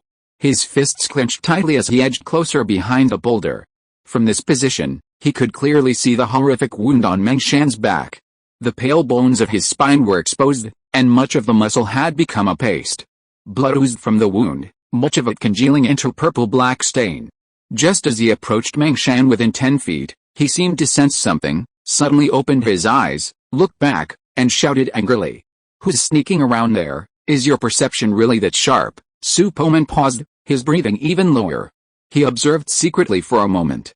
After a while, Mengshan suddenly opened his eyes and looked behind him, his eyes blazing. He shouted angrily, "Who's sneaking around there?" There was no response in the darkness, but instead, the roar attracted the strange beast. Mengshan, upon seeing it, a look of relief appeared on his face. Although he possessed spiritual awareness, a large portion of his spiritual energy was used to fuse with his ki and blood, resulting in a very limited range of only 7 or 8 meters. Furthermore, if he were to project it for extended periods, it would be a burden. Therefore, he resorted to this method to determine if there were any hidden enemies behind him. This method was something he had often employed before becoming an immortal cultivator. While rather crude, it had helped him avoid numerous attacks. Mengshan casually slew the beast, then took out his black knife and began to skin it, preparing to replenish his energy. Su Poman was speechless. He had thought he had been exposed, but he hadn't realized this guy was an actor, acting so convincingly. If he hadn't sensed something was amiss and held back, he would have been fooled. This guy is a seasoned veteran, Su Poman thought to himself. Mengshan lit a fire and began to roast a meat. When it was barely cooked through, he devoured it with relish, seemingly enjoying the succulent texture. He devoured the meat, finally devouring it all. Then, feeling full and content, he laid down on the boulder. After a meal, people's alertness drops considerably, and they tend to fall asleep. Seizing this opportunity, Su Poman shot out like an arrow. The short 10 feet seemed a blink of an eye to him. Whoosh! By the time Mengshan heard the noise, Su Poman was already close, wielding a dagger forged entirely from black gold, thrusting it toward Mengshan's neck. He had taken this dagger from Shang Chenggang when he left the black gold mine. Genki explode, Mengshan didn't hesitate. His entire body of Genki exploded violently again, sending a massive blast of air sweeping Su Poman backward. Su Poman stamped his toes in the air, pushing his inch cloud step to its limit. He controlled his movements through the air using the explosive force of his footsteps. At that moment, as Mengshan's inner energy burst completed, the black lines on his body dimmed slightly. The spiritual energy he had recovered over the past few days was instantly consumed, leaving him with less than 1/5 of his peak strength, Su Poman thrust the dagger in his hand, brimming with powerful internal energy. The sky shone like stars, a gleam of cold light from the dagger's blade, forming a vast net that enveloped Meng Shan. Dang, dang, dang, the black gold dagger collided with the inner energy, sparks flying, and the dagger's temperature continued to rise. Meng Shan gritted his teeth, his expression somewhat frustrated. He said fiercely, "I've already let you go, why are you still pestering me? Let us go? I'm afraid when you recover your strength, you'll return to seek revenge on us first," Su Poman sneered. However, after a few days of recovery, Su Poman's left arm wound had almost completely healed. This was the benefit of his exceptional physique. However, when he recalled the intense pain he had felt that day, he was furious and wanted to fight back. He waved the dagger incessantly, subconsciously employing some of the techniques from the Zuanshan sword technique. However, he found that no matter how tricky his attacks were, they would be blocked by the layer of energy. He simply threw the dagger away and began to attack with his fists. Every time his fists touched the energy, they absorbed the spiritual energy contained in it, transforming it into energy points, gradually disintegrating the energy in Meng Shan's body. Alice, the results are not ideal. Write well and work hard to finish this book. Chapter 71 Nanayu Kingdom. Not long into the fierce battle, Meng Shan noticed his spiritual energy rapidly depleting, his inner ki constantly being dissipated by a mysterious force. Terrified, he retreated, attempting to escape. However, Su Poman refused to let him go and pursued him relentlessly, each attack dissipating a small portion of Meng Shan's inner ki. The two engaged in a lengthy pursuit across the Great Kang Plains, one in front and one behind. As a physical cultivator, Meng Shan naturally possessed immense stamina, but his pure physical form was somewhat slower than Su Poman's. Only by channeling his inner ki could he gradually distance himself. This forced him to resort to repeated bursts of energy, attempting to distance himself and ultimately escape Su Poman. To his dismay, Su Poman seemed to consistently pinpoint his location, catching up and engaging him in combat, which significantly increased his spiritual energy depletion. By dawn, his spiritual energy was reduced to just 1/10 of its original value. The intense depletion of his spiritual energy, coupled with his worsening injuries, left him looking pale. By midday, his spiritual energy had been completely depleted, and he could no longer generate any vital energy. He could only rely on his physical strength to charge forward. He desperately increased his speed, even employing long-abandoned martial arts techniques, but he could only barely reach Su Poman's speed. He had no time to recuperate and regenerate his spiritual energy. By the morning of the 5th day, Meng Shan's legs felt as heavy as lead. He had been running at full speed for days, not even stopping to eat or replenish his energy. By now, he was at the end of his rope, his stomach rumbling with hunger and his body utterly exhausted. He glanced back, but Su Poman wasn't there. He breathed a sigh of relief and was about to sit down to rest when a figure suddenly appeared in front of him, smiling at him and saying, "Out of energy, huh?" Su Poman had easily caught up to him many times, but to wear him down, he maintained a leisurely pace. Whenever Meng Shan tried to stop for a rest, he would chase him and harass him, leaving him no peace. For the past few days, Su Poman, thanks to daily sunlight, had been able to replenish his body without needing to rest, and he experienced no fatigue. Meng Shan was not so lucky. After 4 days of desperate flight, not only was his spiritual energy completely depleted, but his physical strength, having not eaten for so long, had reached its limit, leaving him completely powerless. He opened his mouth to speak, but then spotted a mud pit beneath him. He leaned over and drank from the muddy water. Then he wiped his mouth, coughed violently twice, and looked up at Su Poman with despair in his eyes. "Can I have some barbecue before I die?" "Sorry, I can't." With that, Su Poman was about to take his life. "Wait," Meng Shan raised his hand and interrupted, "I have 2 last questions. Tell me, can you let me be a ghost who understands?" "Sure," Su Poman said lightly. It happened that he also had some questions about the Immortal Cultivators, "but you have to answer my questions first." "Okay, which country and sect are you from?" "Nanayu Kingdom, Guiling Sect." Su Poman then asked, "How many sects of Immortal Cultivation are there in your country, and how can I join them?" Nanayu Kingdom is a second-class cultivation country. There are 3 major sects and 4 gates. The 3 major sects are Liang Sect, Wuxing Sect and Yinsha Sect. The 4 gates include Guiling Sect, Zugu Sect, Fanun sect and Zichao sect. There are dozens of Immortal Cultivation families of all sizes. Most of the selected disciples of these immortal gates are selected from boys aged 4 or 5. Some are directly recommended by the Immortal Cultivation families with sect orders through nepotism. Mortal warriors who wish to join the immortal sects can participate in the immortal trials of various sects, or they can seek out an immortal envoy to demonstrate their qualifications and thus join. The immortal trials are somewhat difficult for ordinary grandmasters, but they shouldn't be difficult for you. Alice, I've said everything I need to say. Can't you just let me go? I can swear not to retaliate. Meng Shan's eyes showed a pleading look. As a cultivator of the immortal sect, he did not want to die so aggrievedly. Su Poman ignored his miserable look and continued to ask, is the cloth bag on your waist a storage bag from the immortal sect? How do you know about storage bags? Meng Shan asked in surprise, and then he seemed to have figured something out. He casually took out all the miscellaneous items in it and put them beside him, saying, you don't have spiritual power, so you can't open this storage bag. I'll give you all these things so that you can have the opportunity to get in touch with the Immortal Cultivation method in advance. As a deal, how about you spare my life? Su Poman calmly put the storage bag and the booklets into his arms, shook his head and said, today, you must die. Okay, if you have anything to ask, just say it. Meng Shan's eyes dimmed in an instant. He raised his head and asked curiously, what does the strange treasure on you look like? Can I see it? Su Poman was speechless and explained helplessly, to tell you the truth, I don't have any strange treasures here. It's all because of my special physique that I have these abilities. A special physique? Could it be the legendary special spirit body? A few years ago, I heard that the Yinsha sect recruited a genius with a heavenly yin body, whose cultivation speed was incredibly fast. It seems you belong to this category, too. Alice, I never thought that the two of us would lose our lives for a rare treasure that doesn't even exist. Your physique is so extraordinary, it must be a top-grade spirit body rarely seen in tens of thousands of years. When you reach the kingdom of Nanayu, you can publicize your special spirit body.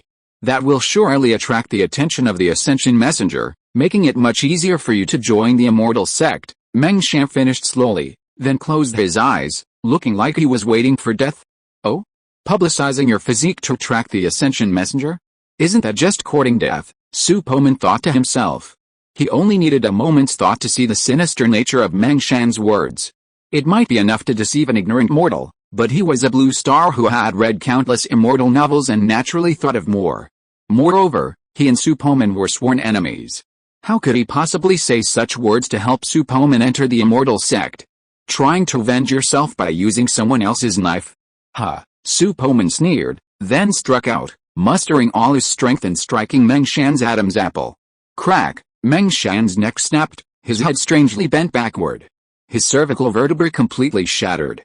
Huh? The physical cultivator's powerful vitality prevented Meng Shan from dying immediately. His eyes bulged like a frog's, blood bubbles billowed from his mouth and nose, and his body convulsed. Su Poman, overcome with pity, stepped forward, grasped his neck, and with a powerful tug, instantly and utterly finished him off. With a careless toss, Meng Shan's head landed in the bushes more than 10 feet away, his eyes wide open. In the mud pit, a massive, headless body continued to spurt blood like a fountain, sending blood flying several meters high. A gentle breeze blew. Plop, the corpse collapsed, and the crimson blood quickly filled the mud pit.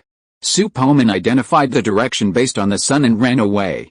Chapter 72, Moving Mountains and Refining the Body. That night, surrounded by the chirping of insects, a strangely enormous moon hung in the night sky, and the faint howls of strange beasts could be heard from the distant jungle. Su Poman was sitting upright on a boulder, having retrieved Meng Shan's belongings and placed them on the ground, flipping through them one by one. There wasn't much debris on the ground. Besides a few empty jade elixirs, the most conspicuous item was the extendable black short blade.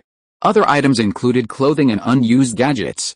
There were also 5 ancient tomes. The first was Yin Sha Ghost Feeding Method, with a cover depicting a large, eerie, ghostly figure. He flipped through it briefly, discovering methods for cultivating Yin Sha Ghost energy to strengthen one's constitution. This was a sorceress technique practiced only by unorthodox sects like the Ghost Spirit sect. The second, titled Basic 5 Elements Magic, had a pentagram on its cover. It looked brand new, with no signs of bending or folding the pages, suggesting Meng Shan had only flipped through it a few times. The third volume, titled Records of Cultivation, ran to over 1,000 pages, richly illustrated with text and illustrations. It documented common knowledge within the world of immortal cultivation, including chapters on aptitude, spiritual materials, elixirs, demonic beasts, magic cultivation, physical cultivation, and sword cultivation. As for the fourth volume, it was more worn.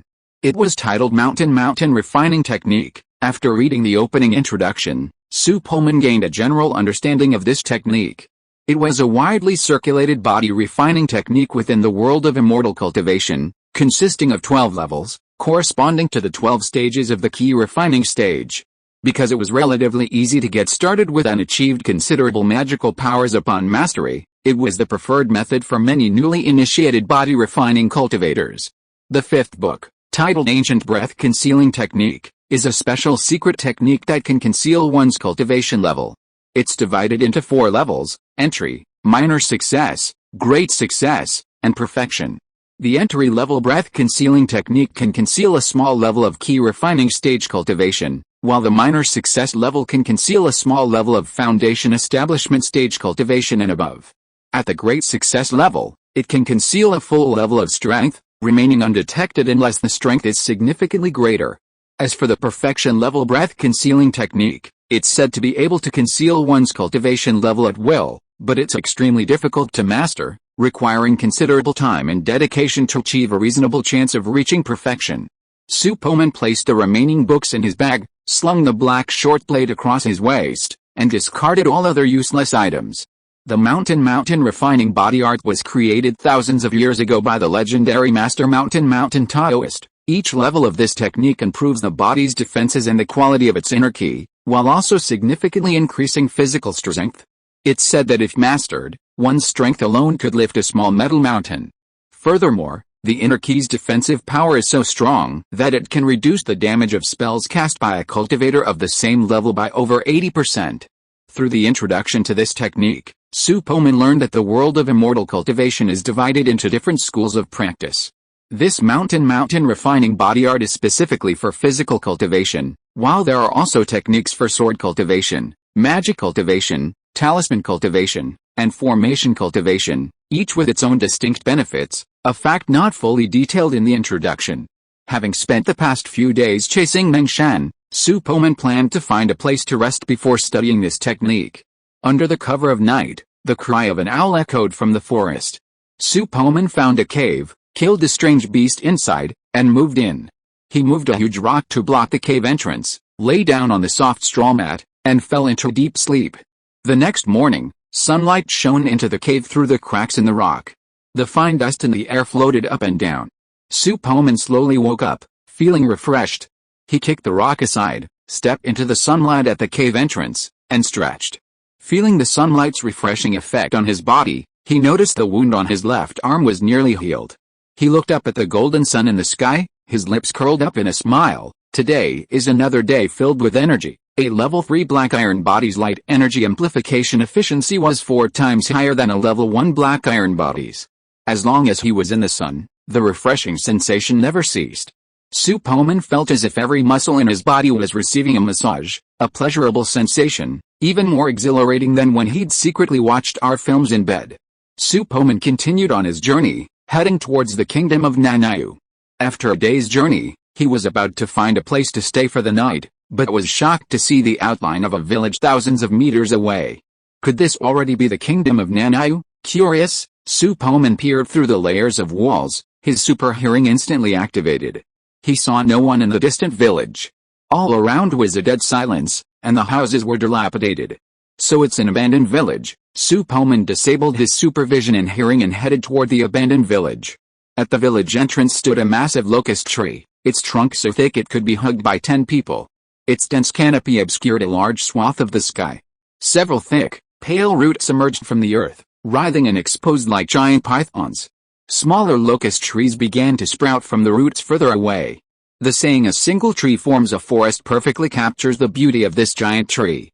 In a few decades, as these small locust trees mature, the entire village might be enveloped by this giant.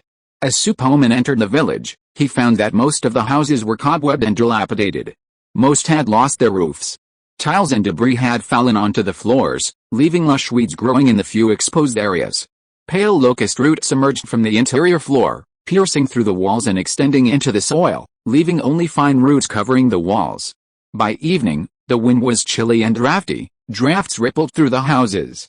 The tattered window paper on the window slats flew, and the tilted wooden door creaked and swayed in the wind. Su Poman found a seemingly intact house, gathered some hay, and spread it on the ground, preparing to spend the night there.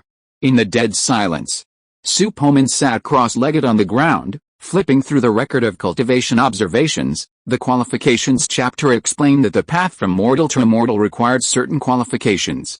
These qualifications primarily consisted of two aspects: spiritual roots and physical constitution. Spiritual roots were the prerequisite for becoming a cultivator, the ability to absorb the spiritual energy of heaven and earth, and the speed at which one absorbed it, were determined by the quality of these roots. Few mortals possessed spiritual roots, and therefore, even if many warriors seeking immortality found the gateway, they could not achieve this status. A key reason for this was that they lacked the spiritual roots to absorb the spiritual energy of heaven and earth. Spiritual roots are also divided into different attributes.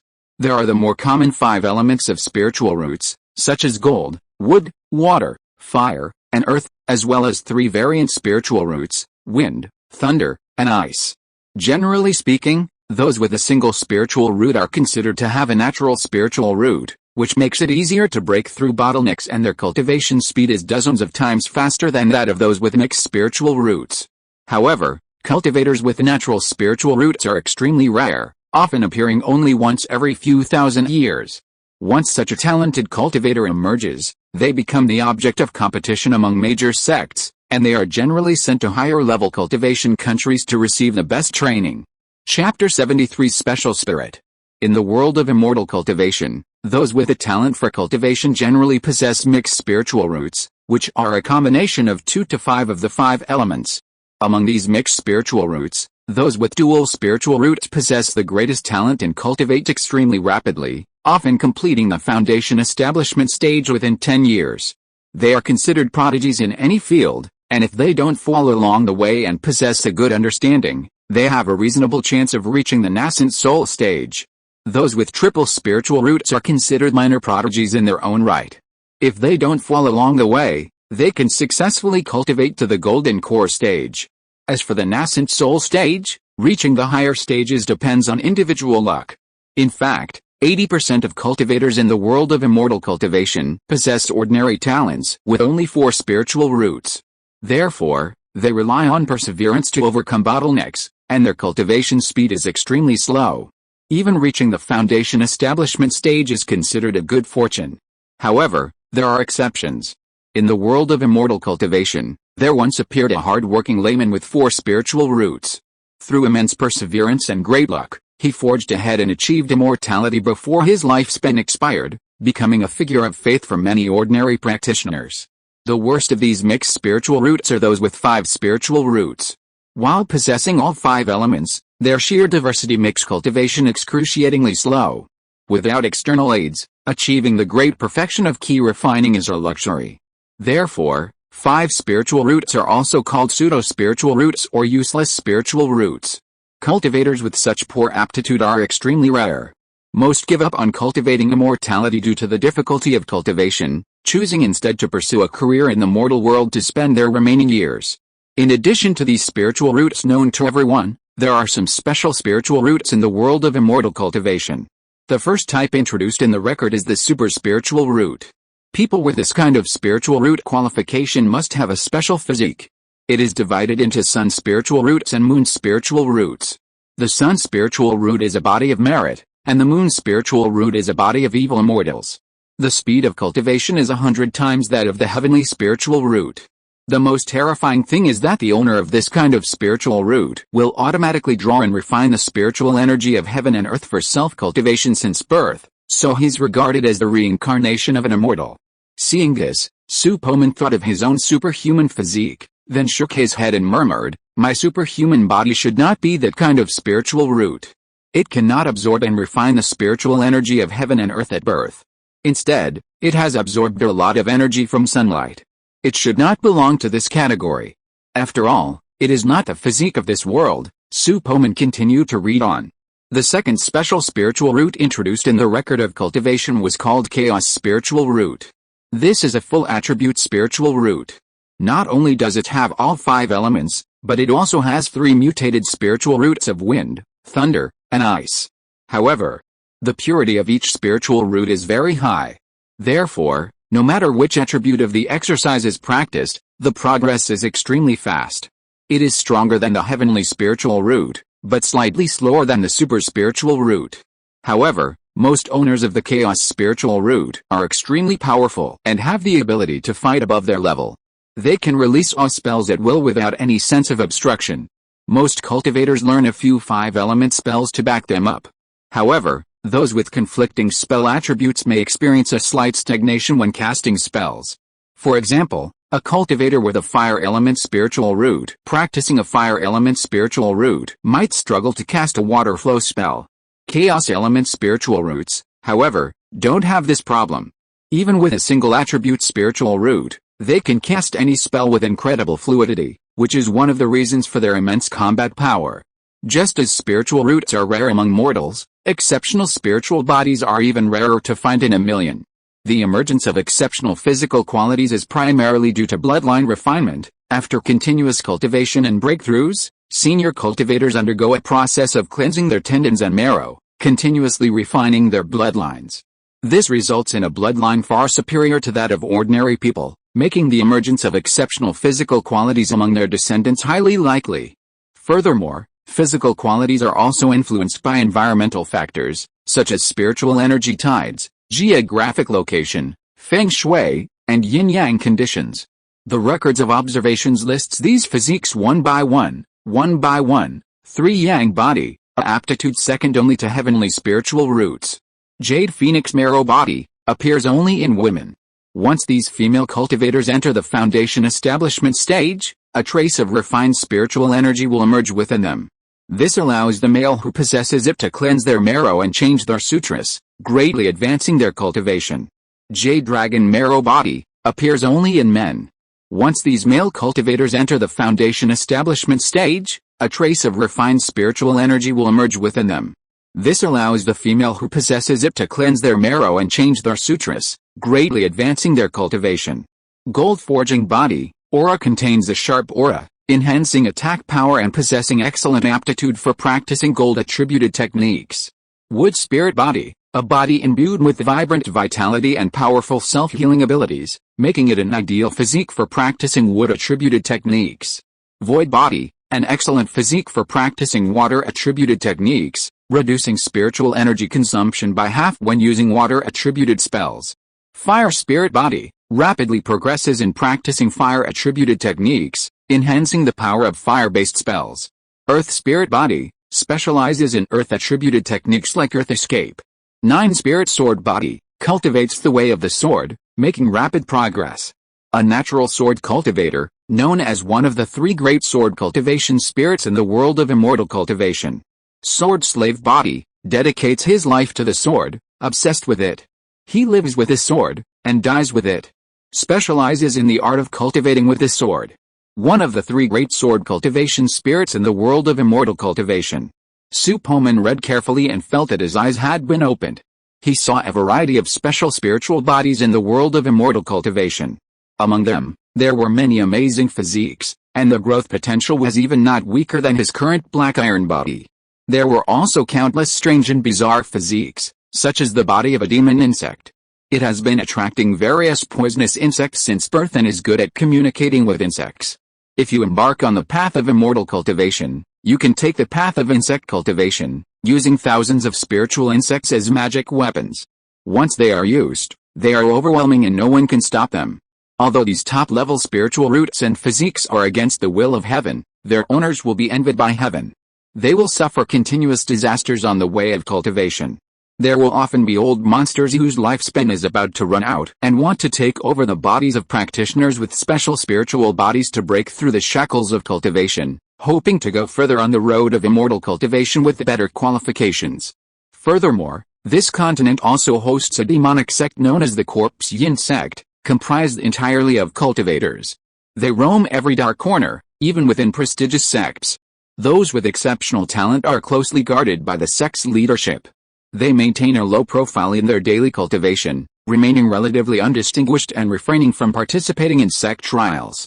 Despite this, reports of mysterious disappearances of disciples continue to surface from within the major sects. The Corpse Yin sect's origins are mysterious, yet its influence is immense. It's said that branches exist in every third-level cultivation nation and above. They issue missions specifically to hunt down cultivators possessing exceptional spiritual bodies and top-tier spiritual roots. They've also developed this intercontinent-wide business, providing bodies for the families and descendants of powerful cultivators. Their misdeeds are notorious within the cultivation world. Chapter 74 The Demon Appears. Alice, the world of cultivating immortals is really bizarre, with all kinds of people and things. My current physique is only inclined to increase strength and defense. I don't know if entering the Immortal Gate will have any benefits on my cultivation techniques. If not, it will be troublesome. Also, I must be cautious, otherwise I won't be able to prevent the strong from taking over my body. Su Poman had some concerns, because when he was a child, his family asked a fortune teller to say that although his fate was perfect in the 5 elements, his life energy was too short. He would encounter a major change in his teens, and it was very likely that he would die before he was 20. Therefore, he found 2 characters from the Compass copy book specially used to increase fate as his name, hoping to break the calamity of life. I'm truly deceased now. Could the 5 elements perfection be true, too? I hope the fortune teller's claim about 5 elements perfection isn't related to spiritual roots. If there is a connection, that would be terrible. 5 elements spiritual roots are known as useless spiritual roots, and their cultivation speed is said to be so slow that it makes people question their lives. Let's take it one step at a time. Even if they were useless spiritual roots, I won't remain in obscurity forever. I have the purple source wheel with me anyway. If that doesn't work, I'll work hard collecting spiritual objects, converting them into energy points, and perfecting Superman's constitution. With broad Superman strength, I think I should be able to protect myself in the world of immortal cultivation as long as I don't provoke those great cultivators who specialize in spiritual attacks. Then I can change my extraction targets and extract the qualities of mythical figures. After Su Poman thought it through, he gently closed the record of cultivation observations and put it in his arms. The moon in the sky was now obscured by dark clouds. Feeling a little bored, he laid down on the haystack and fell asleep in his clothes. In the middle of the night, Su Poman suddenly heard the sound of an opera with a ghostly tune. He opened his eyes in a daze and suddenly found himself surrounded by people. He was standing in the crowd, facing the stage built under the big locust tree. On the stage, there were beautiful actresses wearing flower feather armor and mighty generals with long beards. The tunes were hoarse and mocking, and the content of the opera could not be heard clearly. Su Poman looked at the people next to him again and found that he could not see their faces no matter how hard he tried. His vision was blurry, and a sense of horror suddenly arose in his heart. He vaguely remembered that he had just been sleeping in a dilapidated house. When did he come out to watch a play? After realizing it, he was shocked and a little panicked. At this moment, some changes occurred on the stage. The singing actors on the stage were lifted up by vines like puppets, and their movements were stiff like zombies. Chuckles, sharp laughter emanated from the zombie-like singers, their faces stained with ink, their unbridled laughter becoming even more sinister. A chilling aura enveloped the surroundings, and at that moment, Su Poman suddenly saw the faces of those around him clearly. They were withered, like dehydrated old bark. Their eye sockets were empty, dark and deep, and their mouths, toothless and cracked, stared at him with eerie smiles. A ghostly cry echoed. Su Poman felt a little uneasy under the gaze, and a sudden surge of irritation rose within him. With a surge of heat, he roared, "What ghosts? Die?" His voice rumbled like thunder, and his own vital energy surged like a smoke screen, his searing masculine energy dispelling the surrounding cold. Su Poman finally opened his eyes, his face etched with fury. He froze, his gaze etched around him, only to find himself still lying on the haystack. Where were the stage and the mummies? Did I have a nightmare? Su Poman wondered, his clothes ripping apart, strips of shredded cloth covering his towering pectoral muscles. Is it possible to transform into a muscle-bound physique just in a dream? Normally, a body wouldn't undergo such a transformation unless it were subjected to an all-out battle, completely stimulating its energy and blood. But now, something was amiss. Something must be wrong. Su Poman carefully surveyed his surroundings, but found nothing unusual. No, in my dream, I seemed to see the stage beneath a locust tree, and the mummies, dressed as villagers, seemed to have locust roots attached to their feet. There's definitely something fishy about that locust tree out there. A cold glint flashed in Su Poman's eyes. He drew out his black short blade and slashed at a thick, exposed root protruding from the ground. Swish! The black blade wasn't a mortal weapon, but a low-level magical instrument. Its edge was incredibly sharp, and with a gentle stroke, it severed the thick root. White juice oozed from the severed end, and within its center, a few blood-colored threads clung to the root. Squeak, squeak, squeak. Just as Su Poman was about to touch the juice, the thick root seemed to come alive, chirping like a mouse. Then, the entire ground shook violently, swaying precariously. Bricks fell from above, and earth and sand rained down like a curtain of rain. Su Poman stepped out of the house.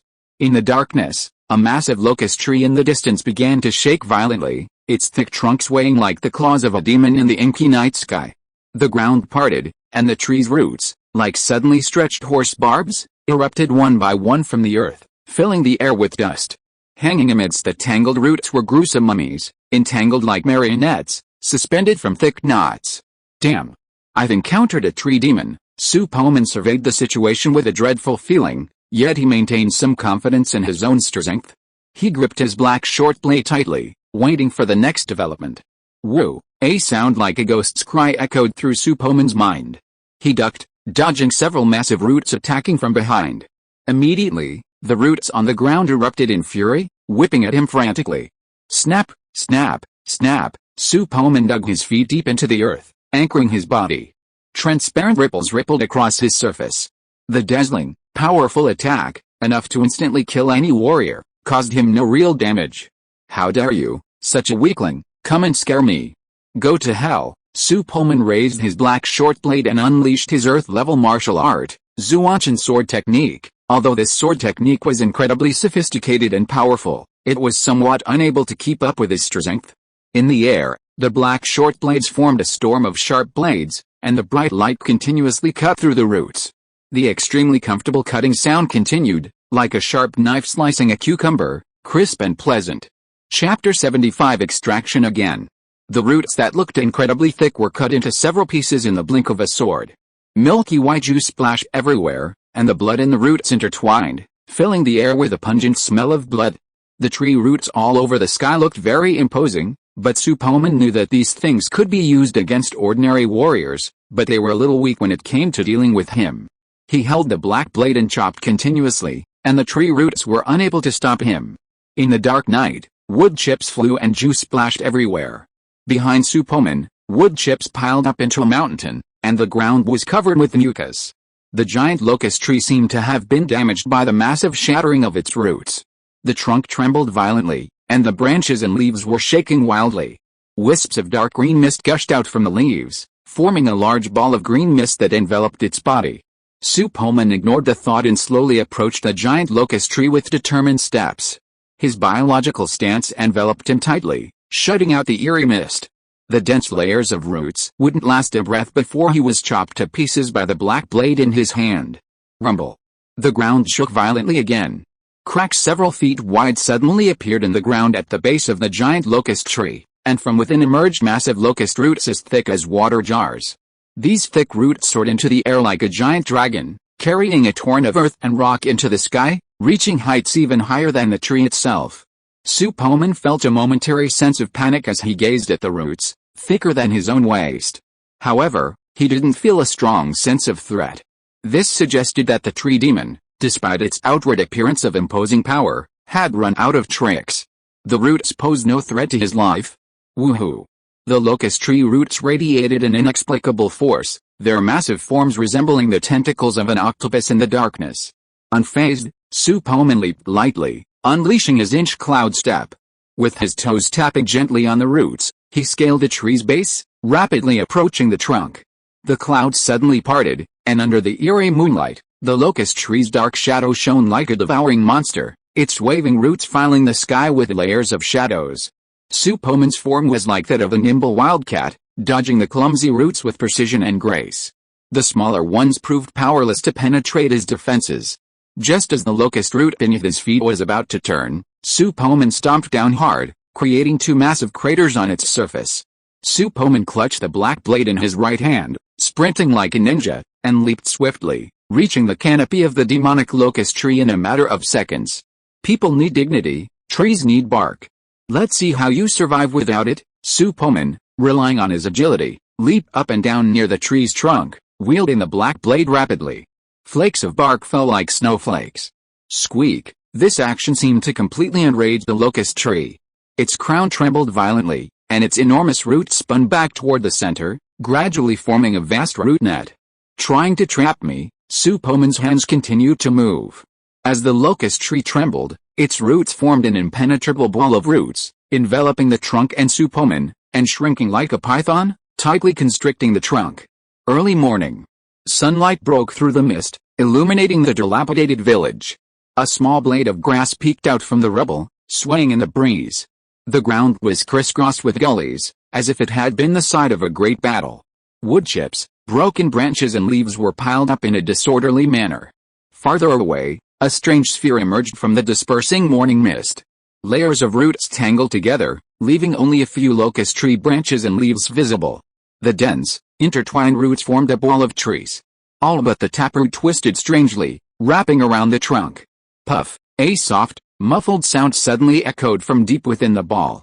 Then, a gaping hole suddenly appeared, and a bedraggled figure leaped out. Recalling the scene of last night, Su Poman felt a wave of fear. He had been careless back then and must be more cautious in the future. He had initially ignored the giant roots as they retracted, but then a sudden, green glow appeared from them, crushing his biological nature. His body could only withstand the force for a few breaths before it began to falter. The terrifying force seemed to be empowered by some mysterious power, surpassing even the most powerful physical cultivators at the 7th or 8th level of key training. Furthermore, he hadn't received any mental signal to convert energy points. At that moment, there was no other option but to dig a large hole in the trunk with all his might and hide inside. To Su Po's delight, he unexpectedly unearthed something peculiar, a long, jade-like core. He instinctively felt that this core was the vital point of the demonic locust tree, otherwise it wouldn't have been so madly protecting its trunk. The situation was dire. Su Po, for some reason, reached out and touched the core. Hearing a ding, he quickly confirmed the transformation. The core instantly turned to ash before his eyes. The green light from the roots poking out of the tree hole faded like the tide, and then, lifeless, it became like a dead tree. That single piece of tree core alone provided him with a full 1,500 energy points, while also completely neutralizing the locust tree demon and freeing him from his predicament. I never imagined a locust tree demon could provide such a significant amount of energy points. From now on, I'll have to focus on farming, even if I can defeat it, Su Poman thought to himself. He was sitting on a lifeless tree root, flinging his dirty clothes aside.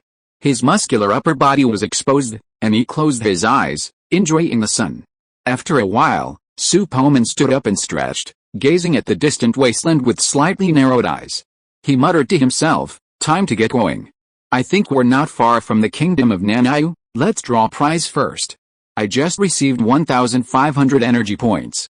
Hopefully, this time, my superhuman physique will be even better." Su Poman closed his eyes, opened the light curtain of the purple source roulette, and lightly tapped the words "click" to draw with his mind. The 1,500 energy points on the light screen instantly cleared to 0, then transformed into faint light and disappeared onto the purple source wheel. Click, the ancient and mysterious wheel turned a single notch. Searching for target, establishing a link, extracting. End of this chapter. Thank you very much for reaching the end. Don't forget to like. Looking for more exclusive content and immediate access? Subscribe to our Patreon. Remember, every like, subscription, or donation encourages us to continue. Thanks to everyone. See you in the next video.